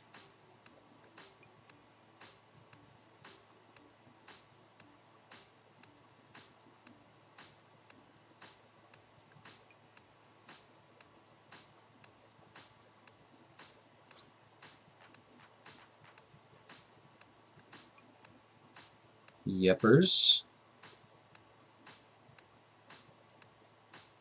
Scry to the top. Well, that can't be good for me. I probably should scoop this up. Like, we're basically done here. I'll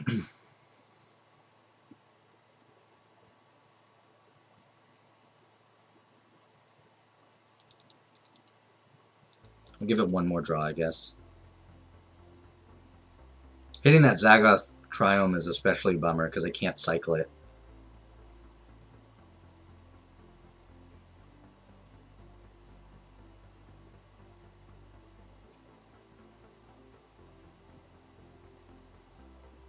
Alright, I guess I'll play a land and ultimatum, and if they don't have a counterspell, maybe we get to play this game, otherwise I'm just dead.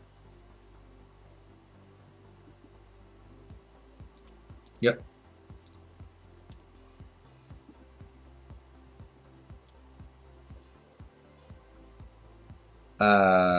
Yeah, I think Granted can get you cards on the restricted list. That's true. Dark Ritual into Mind Twist is one way to do the thing. I guess we're on the same game plan as normal against the other counter decks.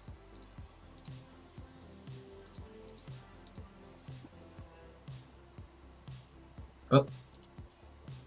Almost missed the second Toski there.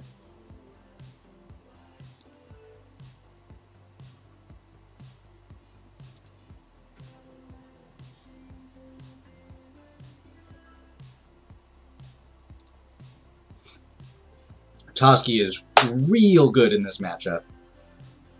I don't think any of the removal that we saw in the first game hits it. I mean, this is okay, but it's not great. I guess I'm keeping it. You know, it's funny. Valki can hit Dream Trawler and turn into a Dream Trawler. I mean, it takes a while, but the fact that you can do it's kind of funny. Yeah, they do have the 0-4 walls against it, but then I can just play out more creatures, and if they board wipe, Toski survives and their walls don't. It's true. Well, Valki would be living the dream, not me necessarily.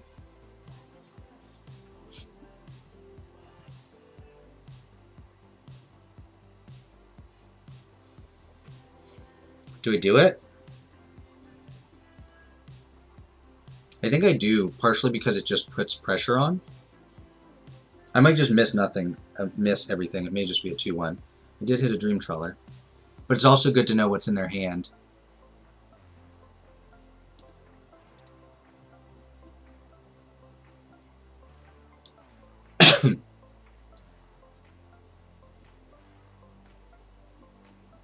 I wonder what that is.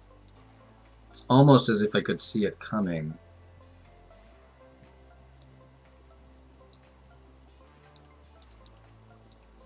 I think I'm going to cultivate here because I'd rather end up with the extra land in hand.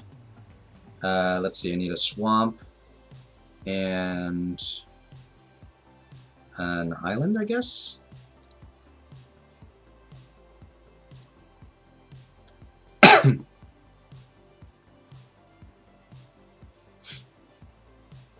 There's a chance that next turn I grant it for Duress.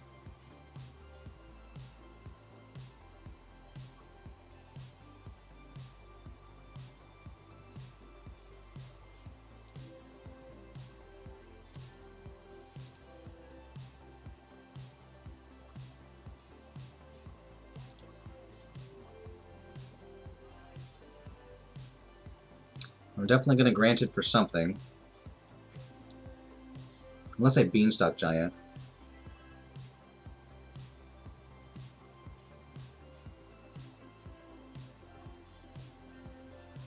I think I want a Beanstalk Giant because then I can Curibus the Sea God next turn.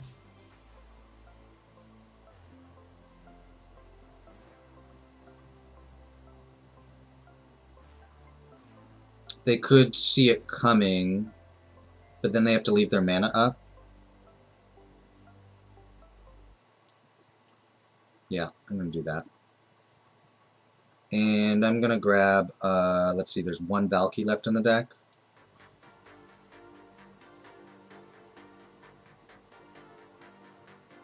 What land is this? Blue-green.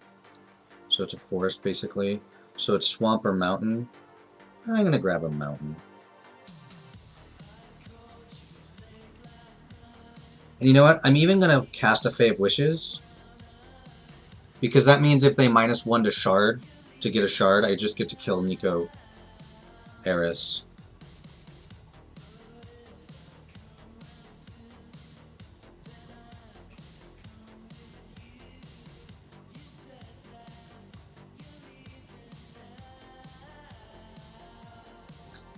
So I may just play Beanstalk Giant into their Sock coming.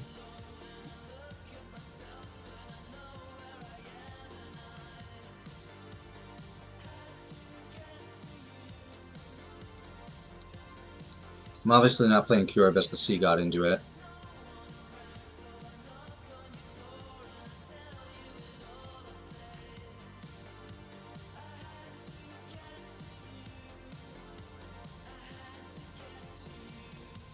Could also Brazen Borrower their Relic.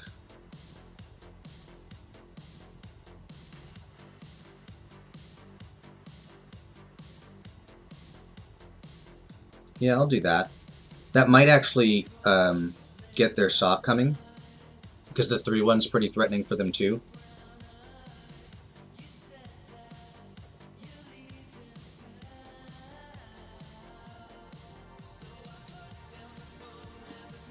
Yep.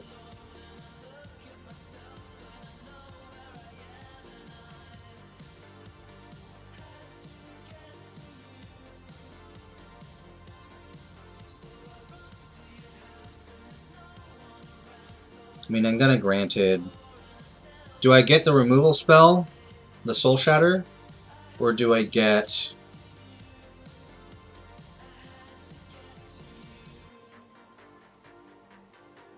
I don't think it's Soul Shatter, and the reason I don't think that is because I can pick up Ugin, and then they just have to leave up counter magic forever.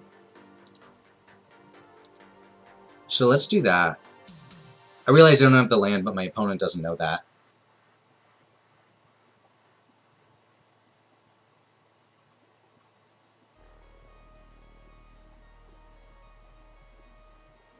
They're just gonna do it.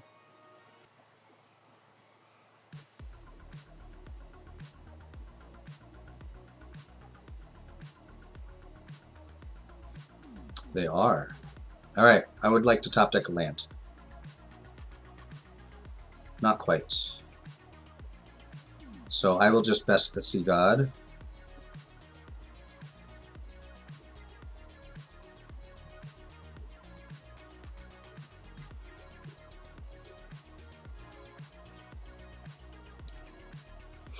It was pretty ballsy of them, knowing that I had Ugin and could wipe out their whole board and be left with an Ugin, but I did not draw the land.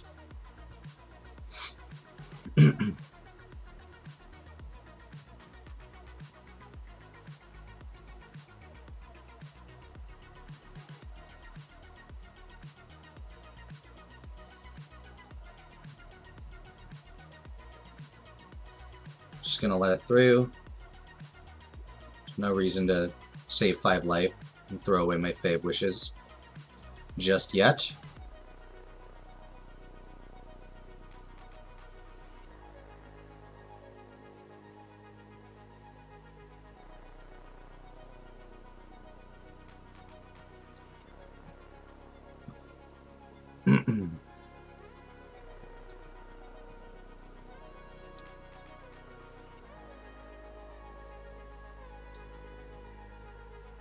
So they can Wrath and leave up a negate.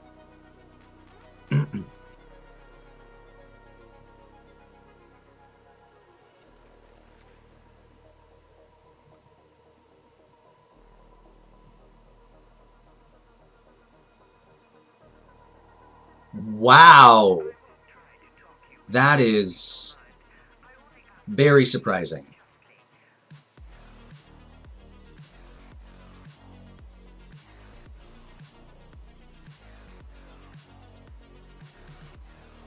And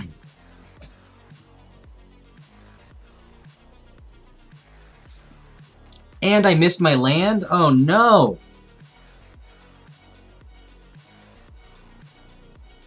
Well, we're gonna finish off the Planeswalker, obviously.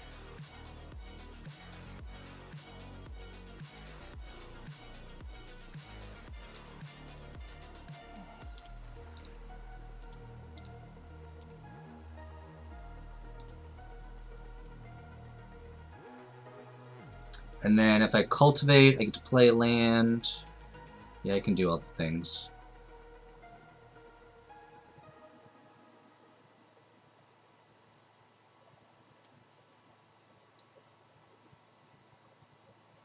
I guess I want to swap in play and a forest in hand. Play Innkeeper. I'm going to play Fae of Wishes. Haha! I drew a negate. Nice.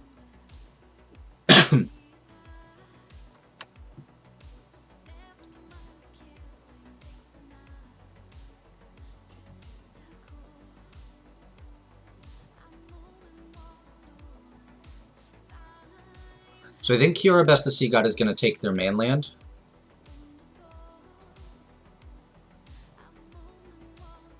Because it survives Wraths. If I top deck a land, I get to Ugin and negate back up.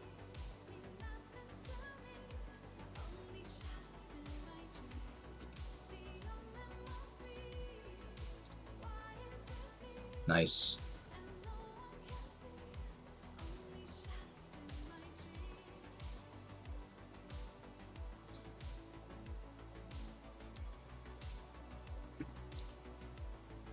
They could Shark Typhoon for 3, so I'm not going to send the Innkeeper.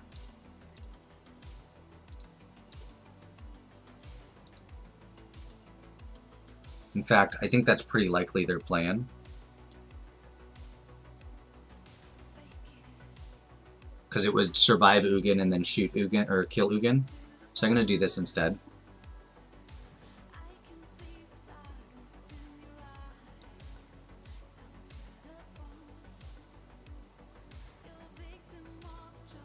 I'm going to let him counter it if that's what they want to do.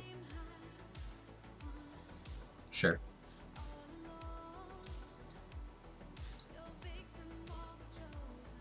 Another Innkeeper.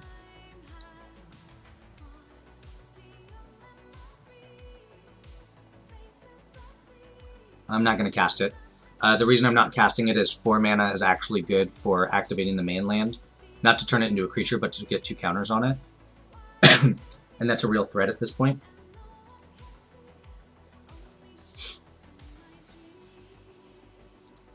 I can actually race the Dream Trawler if they don't Wrath. And if they do Wrath, they probably just counter it. Probably gets countered back, but then they're like tapped out. Sure, you can have that.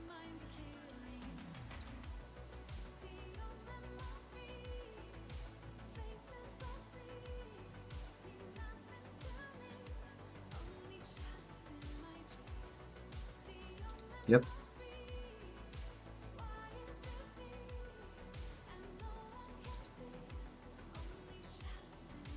Yep. You can have all the cards.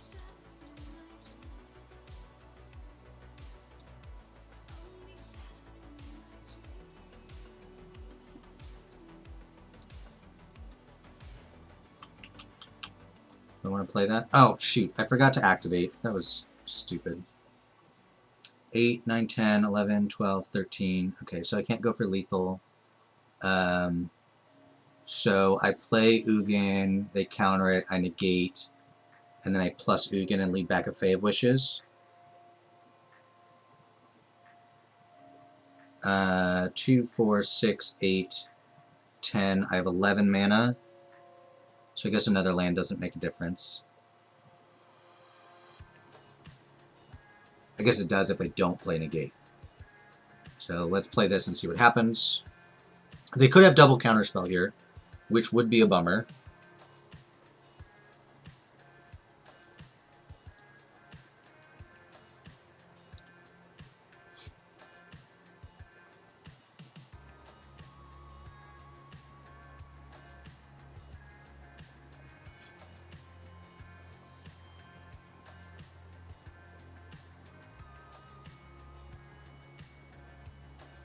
Alright. My spot is not great now.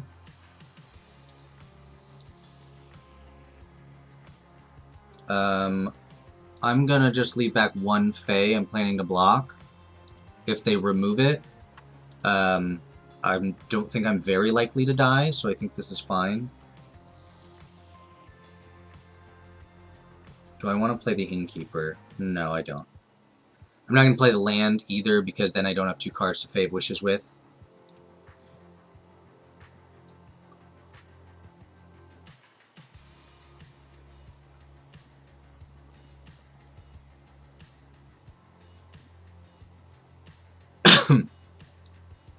I will block here.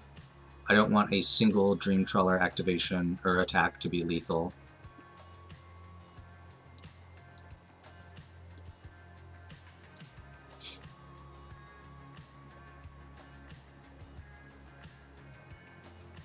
Ooh, now they can block the 8/8 over and over again. Alright, I'm just going to sack this land. Get my last fetchable land.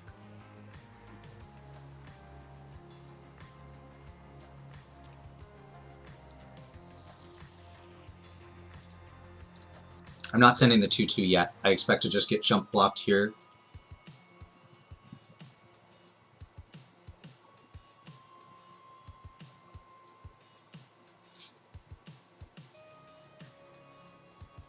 Yep.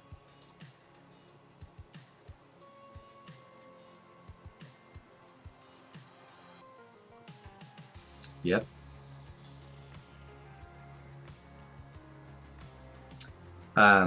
Yes, I do bounce the Fae.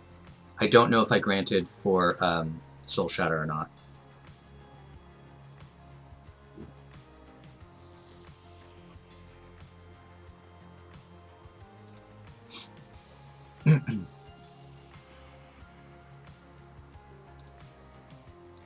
Bouncing the Fae also keeps them off the lifelink.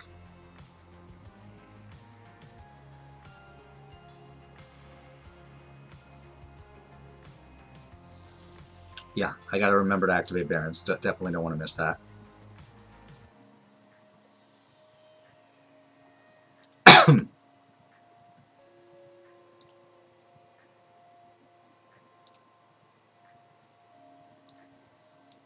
Luck. Activate.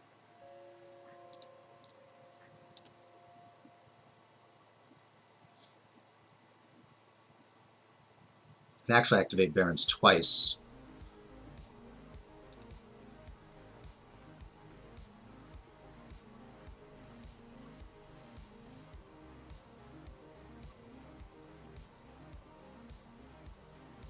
Hardcast a Shark Typhoon. Activate. Decline. Activate. Decline.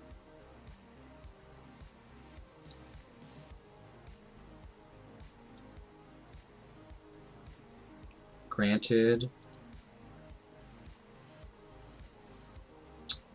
They do have mana to make a 1/1 or a 2/2. 1, 2, 3, 4.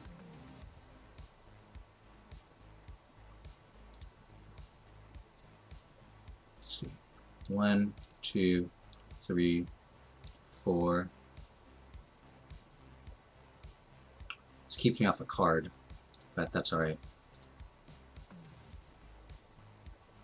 They have to block the 8/8.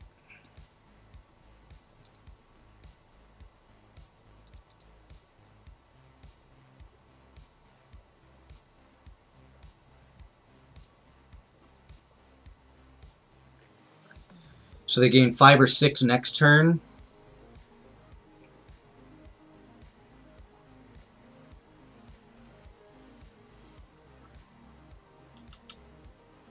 I guess I'll Lovestruck Beast. I don't think it matters, because I think they either like have me or they don't, and I don't think the 1/1 is going to make a difference. That might be an argument for holding back to bluff like a counterspell or something. But I don't know. If they can play a Nico for... They need to draw 3 cards. So 2, 4... Okay, or not.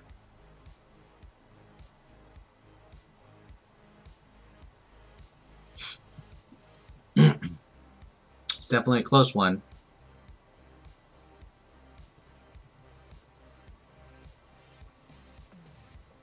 Yep. So I expect they can probably... Oh, they can make a token and block the Barons.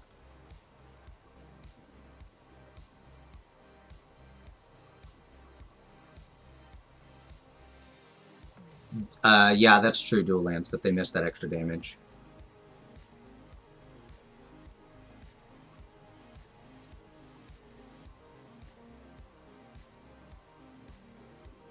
I have a free granted. 1, 2, 3, 4. 1, 2, 3, 4, 5, 6, 7. I could granted for ultimatum. No, they still have 2 mana up, but they could negate. Barons becomes an 8/8. 2, 3, 4. 1, 2, 3, 4. 10, 10. I can't make Barons lethal.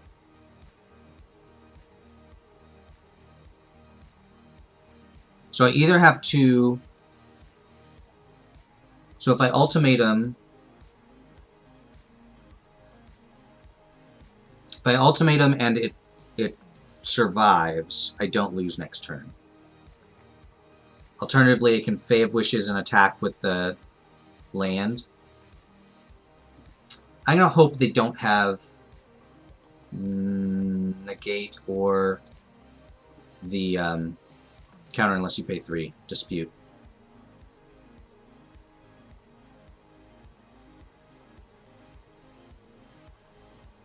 Oh gosh, I hope they tapped that. That tapped right. They had negate. So I'm just dead, right?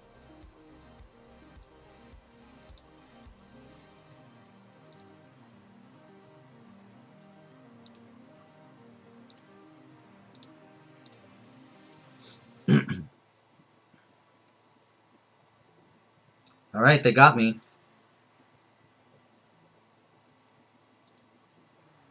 That was a good game, though. There's a lot of counterplay in that game.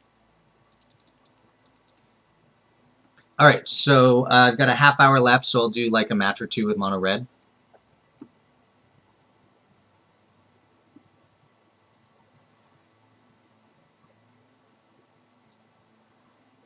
It's true, I didn't draw Toski, and that was a very long game.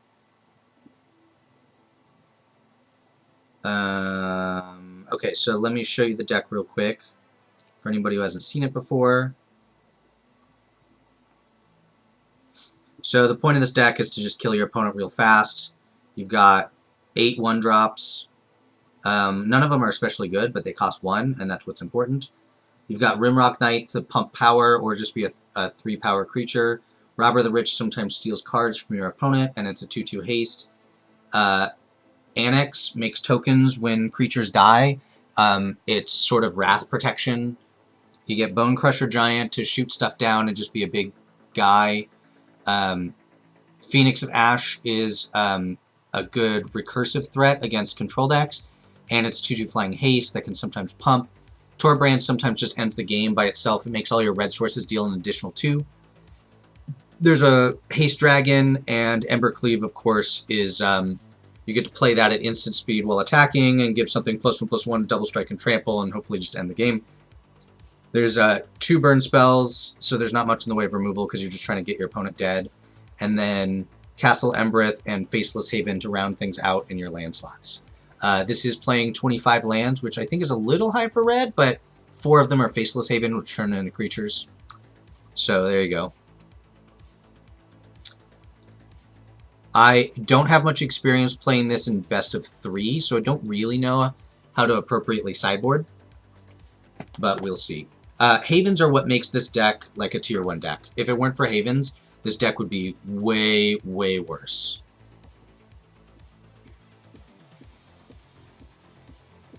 $25 lands does seem high for an aggro deck, but note that 4 of them are lands that turn into a 4/3 Vigilance when you spend 3 mana on them. Ugh. Is this a mulligan?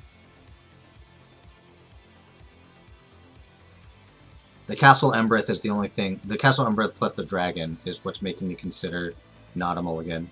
I'm going to keep it. I need to try out more hands mono red. I haven't played this in a while. 3-drop's nice. Looks like my opponent is also on red. Mono red.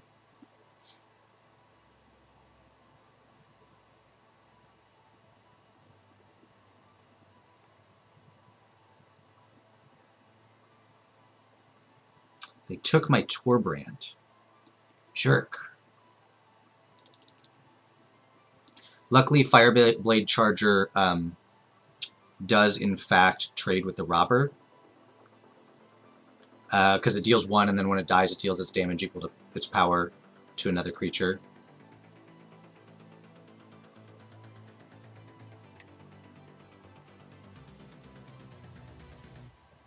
Interesting.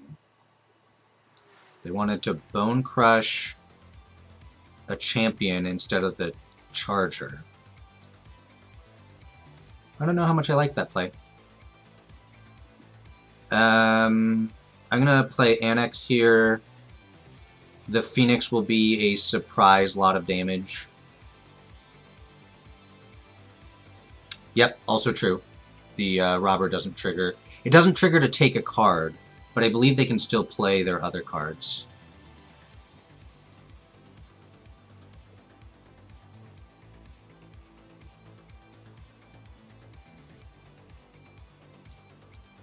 This makes Annex big enough to give me 2 1/1s. And then the dragon next turn can do some work.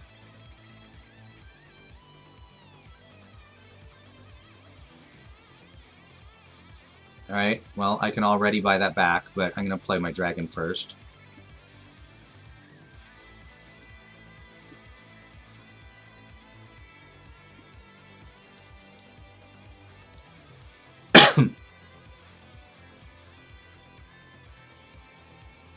And they're giving it up.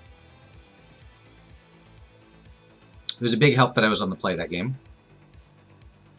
Okay, so Red Cap Melee comes in, Frostbite comes in. I'm on the draw. I can probably cut 1 land. I don't think Dragonfire comes in. Maybe the Goldspan Dragons?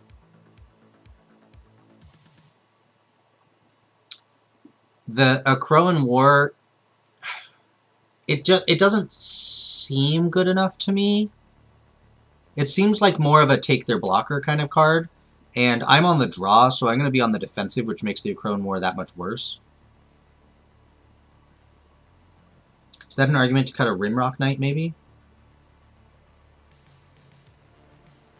A couple of Rimrock Knights? There's also Embercleave, but, like, you can't cut Embercleave, can you?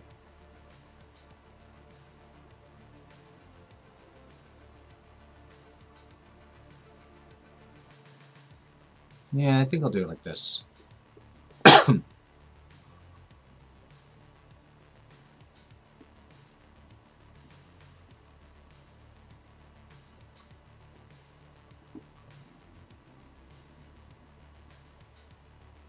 The Sonar.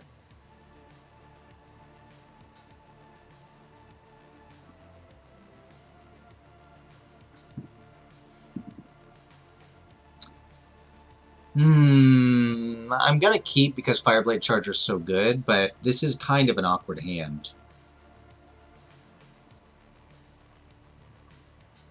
See, like, Fireblade Charger even trades with that.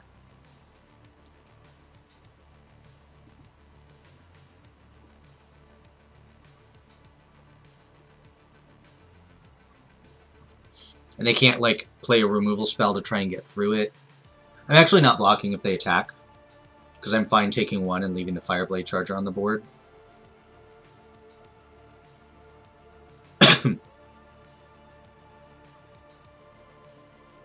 That's interesting. I think I'm going to play Robber and attack with everybody.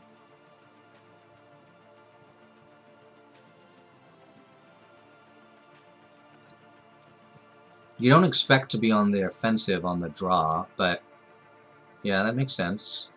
Red source? Nice. So now I can play my own Annex.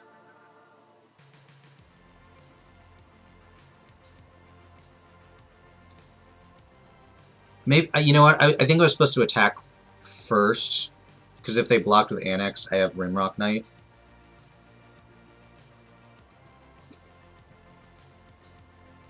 Honestly, this game may come down to me having Faceless Haven. Ooh, that's very good.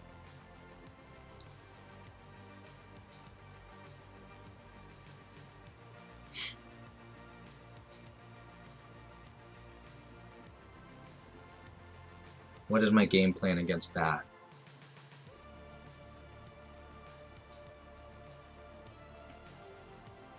I think I just do this.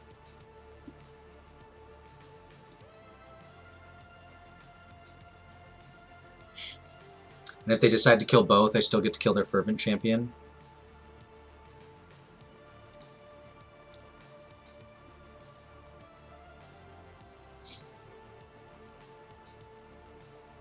That was good.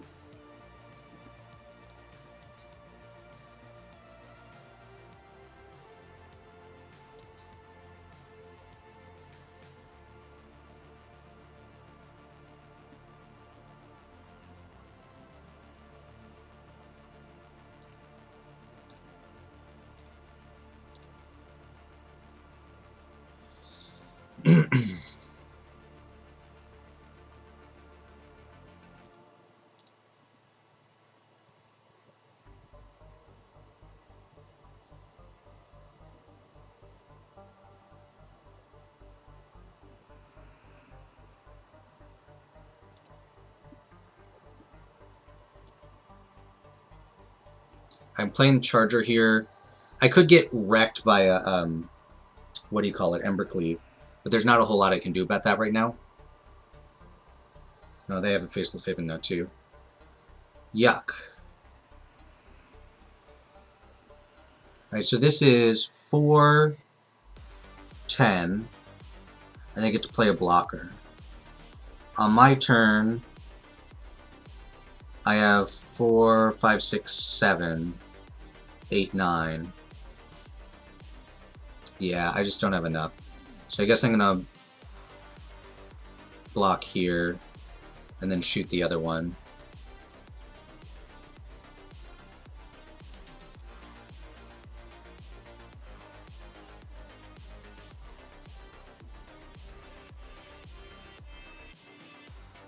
Is Phoenix interesting? It's not. I am really short on red here.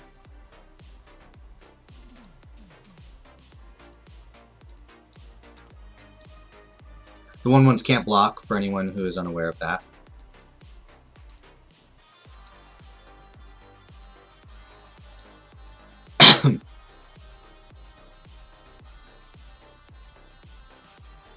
No, I'm not holding back to activate Haven. That's not. I don't think that's a winning play. So if they don't send Torbrand, I will Frostbite their Haven. If they do, I'll block Torbrand and then Frostbite.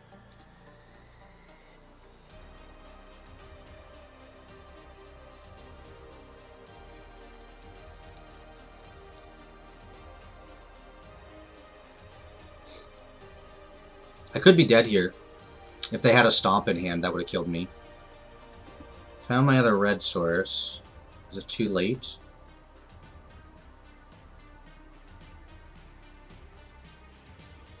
Kinda is.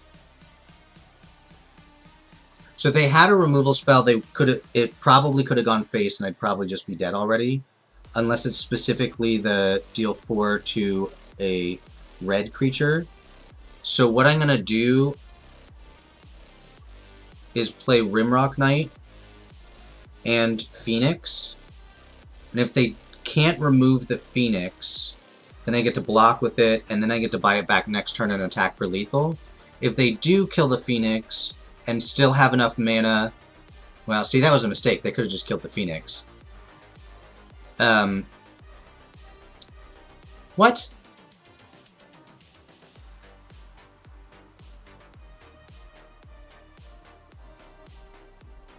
That seemed wrong to me. Now they're just dead, right?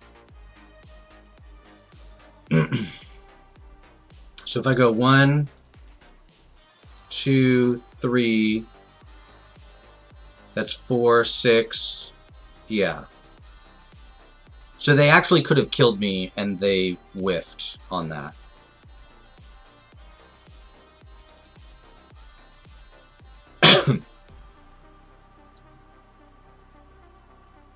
Maybe they didn't realize that my 3/1 couldn't block.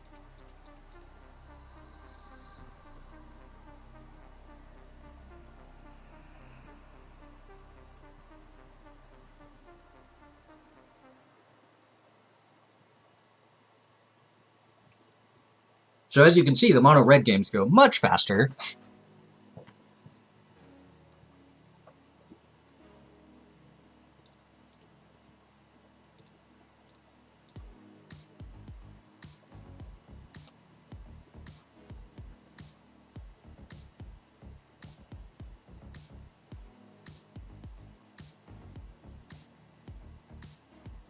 Speedy is right.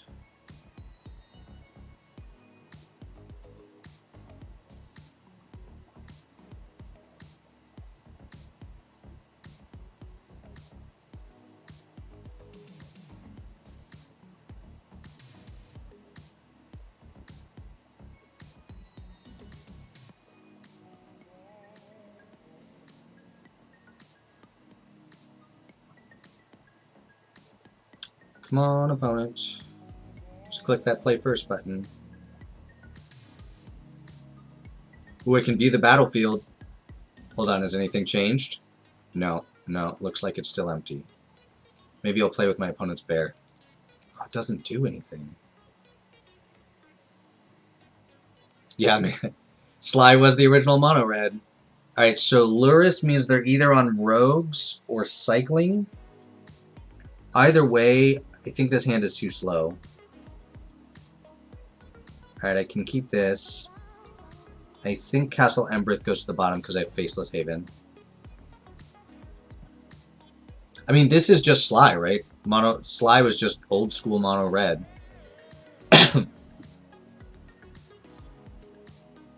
Alright, they're rogues. You know, you probably do know, Avalanche Riders was one of the invitational cards. So there's a real Magic player on it.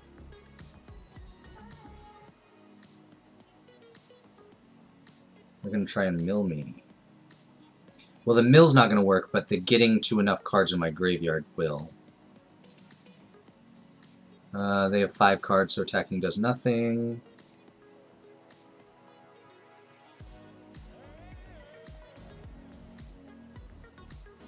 I do need another red source to be able to cast this Torbrand.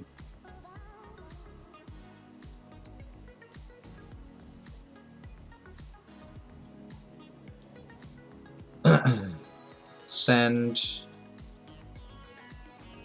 I don't even know if I want a Bone Crusher. Oh, you know what? I should have. That was stupid. Could have gotten a card off this, and I didn't. I think I'm still going to Bone Crusher Giant it, because it's an irritating blocker.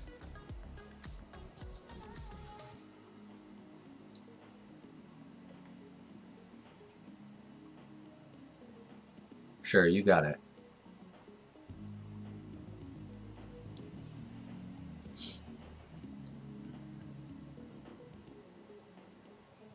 So I have 7 cards in Yard. So their draw spell is cheaper right now, but all their rogues aren't on yet. Torbrand just gets countered, right?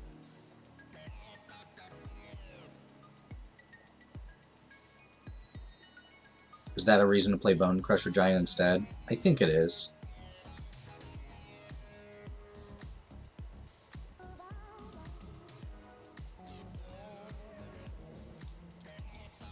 This could go poorly if they have exactly the 1/3 rogue. No, I don't want to just swing with Haven. I do need to get through stuff. Yeah, that went poorly. It was about as bad as it went. It could have gone. I probably shouldn't have attacked with the Charger. I don't regret playing the Giant, but I do regret attacking with the Charger. Because the Charger gets a lot better once I have Torbrand in play. They miss a land drop, I get to resolve Torbrand. Okay, I get to resolve Torbrand. Another land is not what I was looking to see.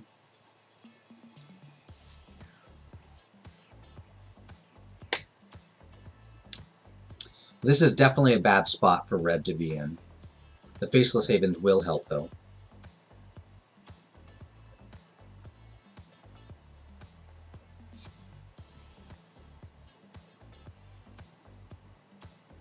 Alright, that's going to do it.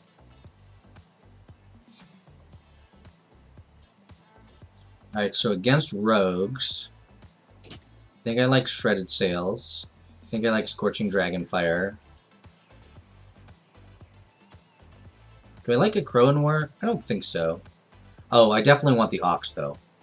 That's what this is for. And the Phoenix is good, too. So, let's see. I think Frostbite is... meh. When I have 3 Snowlands, it does hit all other threats. So maybe it's okay? It's better than Scorching Dragonfire, I suppose.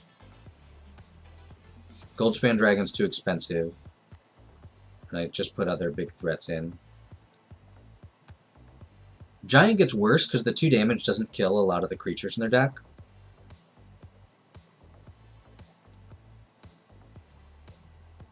Do I just not want Shredded Sails? I feel like I just want to turn my creatures sideways. I don't want to, like, try and kill their stuff. Maybe a Bone Crusher Giant. Yeah, let's do that.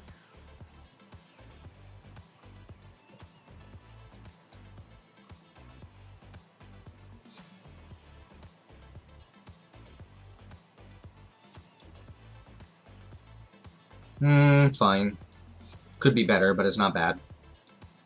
Turn 1 Charger, and then my best 3-drop and my best 4-drop.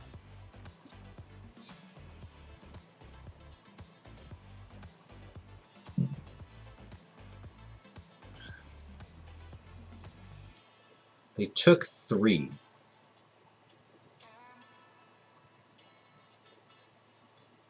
What costs 1 black at instant speed? I mean, it doesn't change my play, I guess.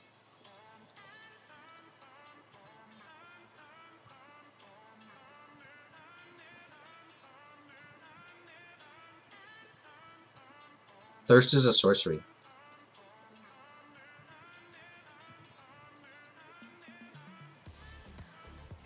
Ah, there we go.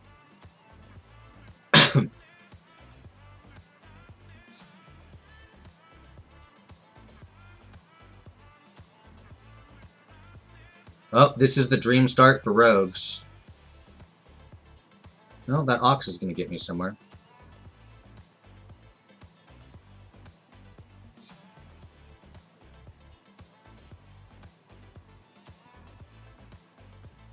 Let's annex.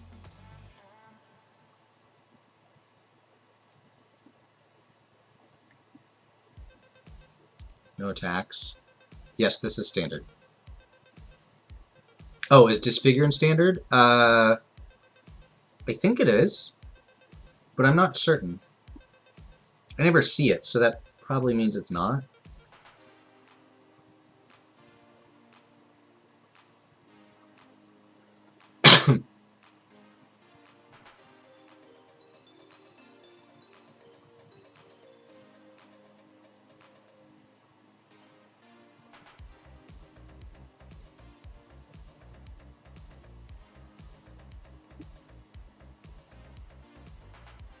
So I don't want to Ox here because I don't want to discard my hand yet. But I will happily Phoenix. It's only 3 cards though. Oh, whatever. 1, 2, 3. Blocks Soaring Thought Thief just fine.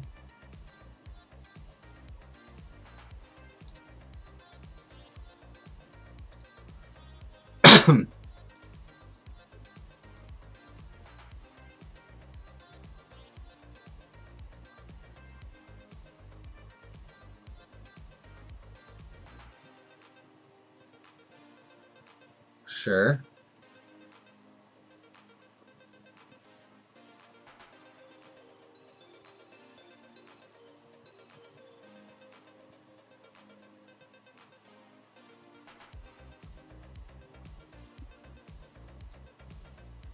Happy to trade the Phoenix for, like, anything, I think.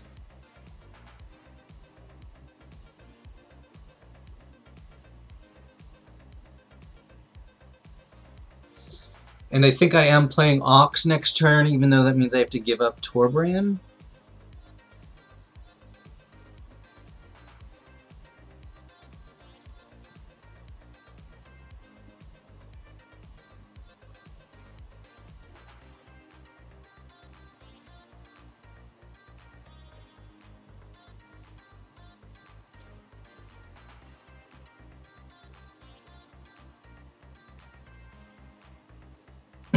You know what I can do, though, is I can Ox, and then with that on the stack, I can cast Bone Crusher Giant. 1, 2, 3, 4, 5, 6, 7, 8. No, that's 6. Did I click off of things? I don't know. Apparently I'm bad at counting. 8. There we go. And I think I'm gonna Bone Crusher Giant this one.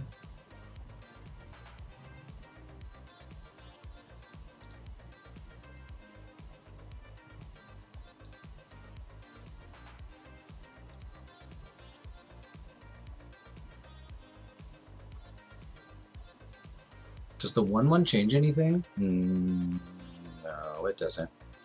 Because I'm gonna Rimrock Knight when they block with Soaring Thought Thief. Get wrecked. Target you.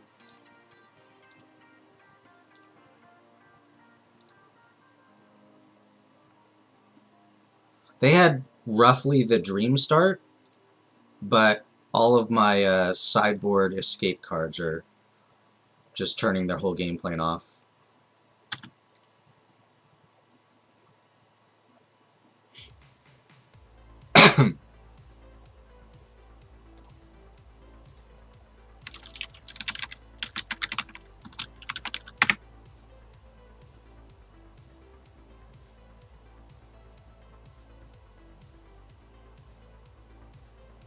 This figure was most recently in Core 2020, so it's not in Standard. How many cards in my graveyard now? 8.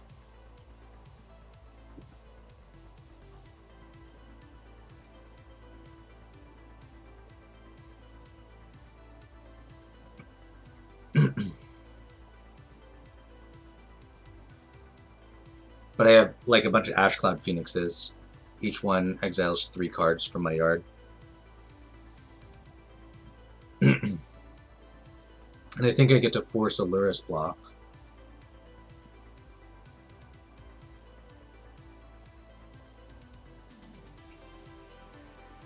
Cards in library, enough. 29. So if I Phoenix, that leaves me with 2 mana. If I want to Castle Embereth, that leaves me with 2 mana. I think I want to Castle Embereth.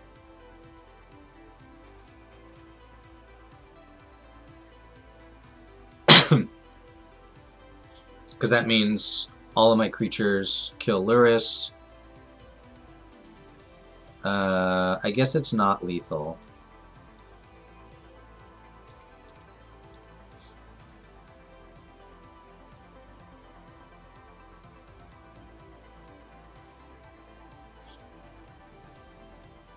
Oh, it is lethal. JK.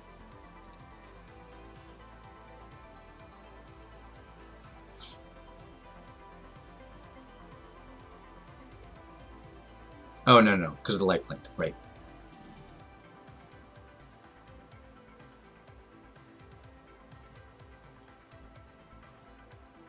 Draw 4 cards and die? Yep. Well, the sideboard was real good that game. Do I want to change anything? I don't think I do. I think that was exactly what my deck's trying to do against rogues.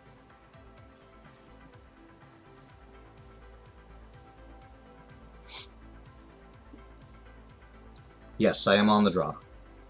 I could take out a land.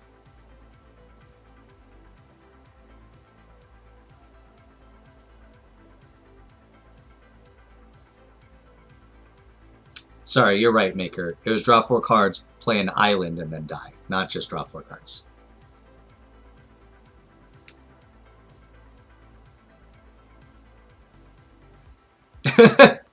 Gotta flex to still have one of the most busted cards in Magic. Ooh, this hand is bad. I'm gonna mulligan. This hand is better. I think the Ox still goes to the bottom, though.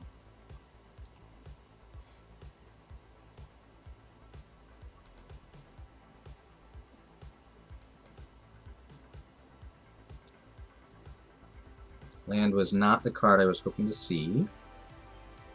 So we get to Robber next turn, and then even if we draw nothing, I get to Rimrock Knight activation, and then Rimrock Knight.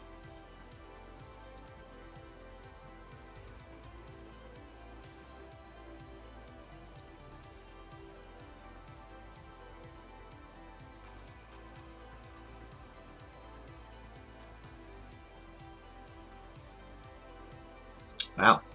It's quite the start. I wonder if they remember that Robber the Rich has reach. They're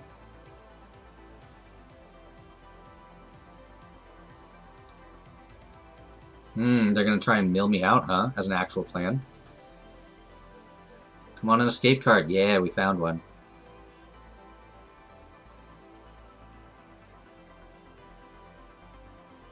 They don't remember. Well, maybe they do, and they're just planning to sack it.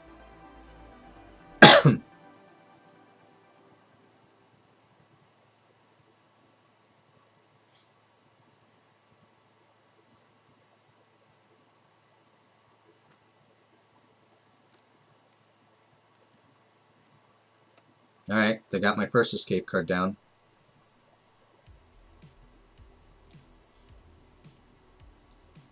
Send. I assume I get a block with a crab here, and I get to kill it. No? Well, I'm still doing this, because I don't have anything else to do with my mana.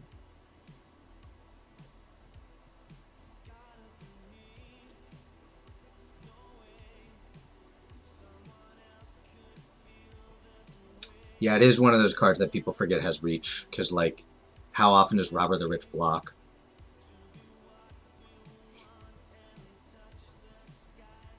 I think they may actually be milling me enough that my escape cards aren't going to matter.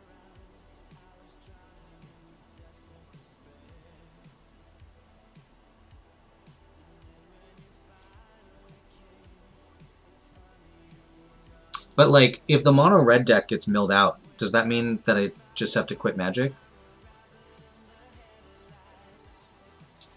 I think they have a counterspell, so I'm going to cast Phoenix of Ash.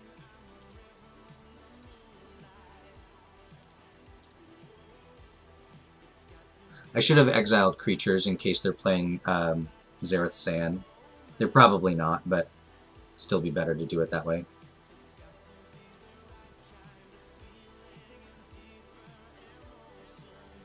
Should not have attacked with the Robber, because they can play the 1-3 here and just eat it, because it'll be a 2-3.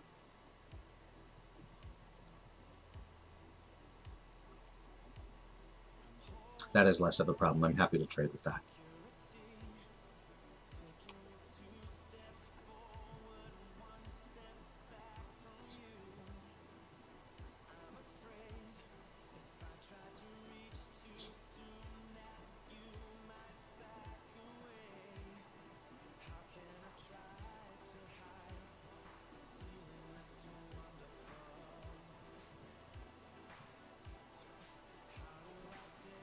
Alright, so one card left. What are the chances it's a counterspell? I guess we just hope it's not, right? I have to play into it. Well, now it's not.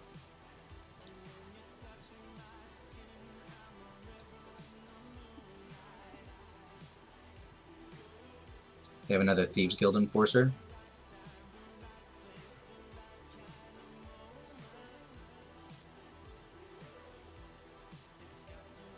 I guess they could have another Cling to Dust in hand.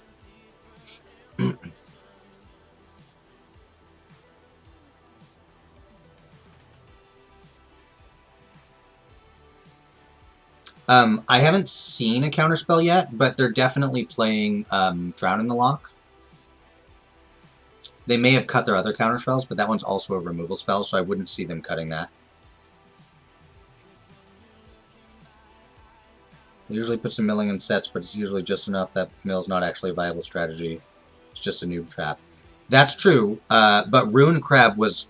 so in the set that Ruin Crab came out in, it was a very grindy format, mostly. And so there were some games where you were just like, Ruin Crab, get milled out because the game went long.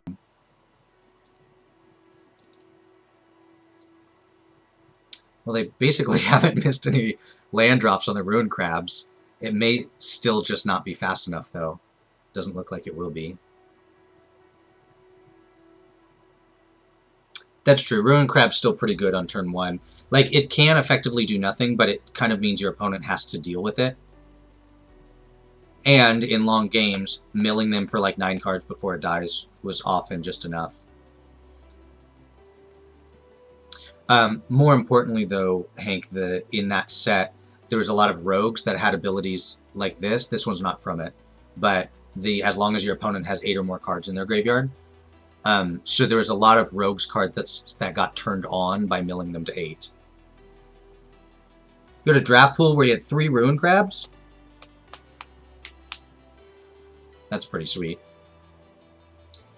So they have to play one of their 1/1 flyers, and then they just die to my second Phoenix Vash, right? I just don't send a ground creature.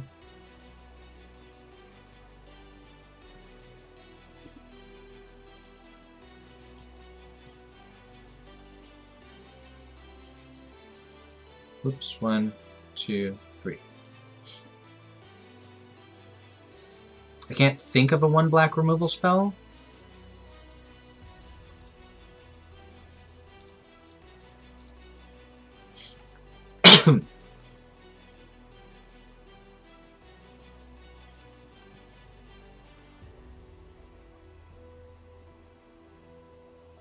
And we did it. They did mill me to 14 cards, which is pretty impressive against the red deck. Yeah, no sending ground creature means no lifelink. Alright, well, it is 9:30, so I'm going to call it there. Thank you all for joining me.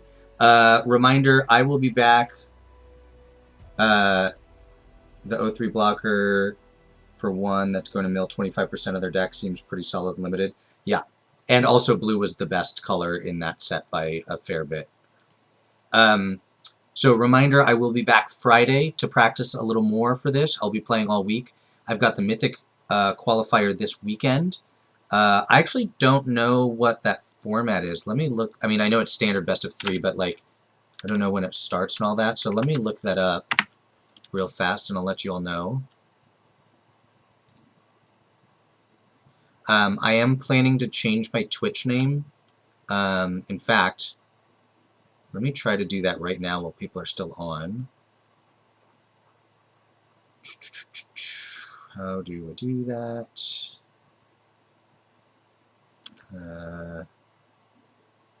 Settings. I realized that my arena name and that my streamer name are exactly the same. And if someone really wanted to cheat, they could check Twitch to see if there's somebody by my name streaming and then spy at my hand. So I thought I would change it. Not change your display name. Oh.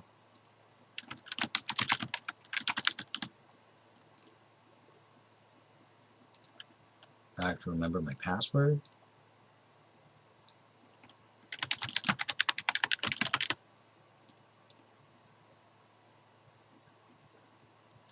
I have to get out my Authenticator app. Man, they're making me work for this. I know where my phone is. Alright, well, so my phone's downstairs, so I'll finish that up later. I just changed it to Brian B. MTG. So I'll be back Friday, practicing some more, probably with whatever deck I'm planning to play over the weekend. I was checking to see what when all that happens.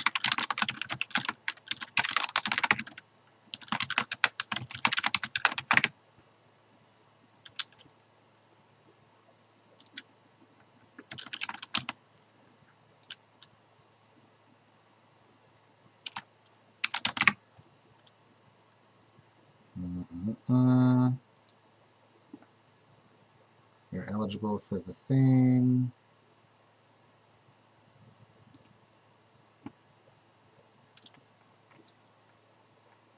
Alright, so February 27th to 28th. Standard construction, or constructed.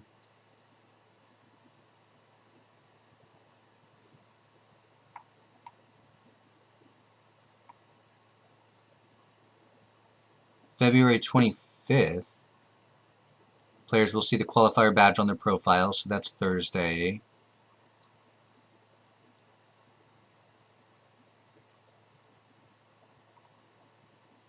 February 27th, 6 a.m., day 1 event begins and is the start of a 2-hour entry window. 8 a.m., the window closes. Players must have joined the matchmaking queue prior to 8 a.m. to begin their matches. 5 p.m. matchmaking queue is disabled. Players who reach 7 wins on day 1 are eligible to play in day 2. Will receive a day 2 token.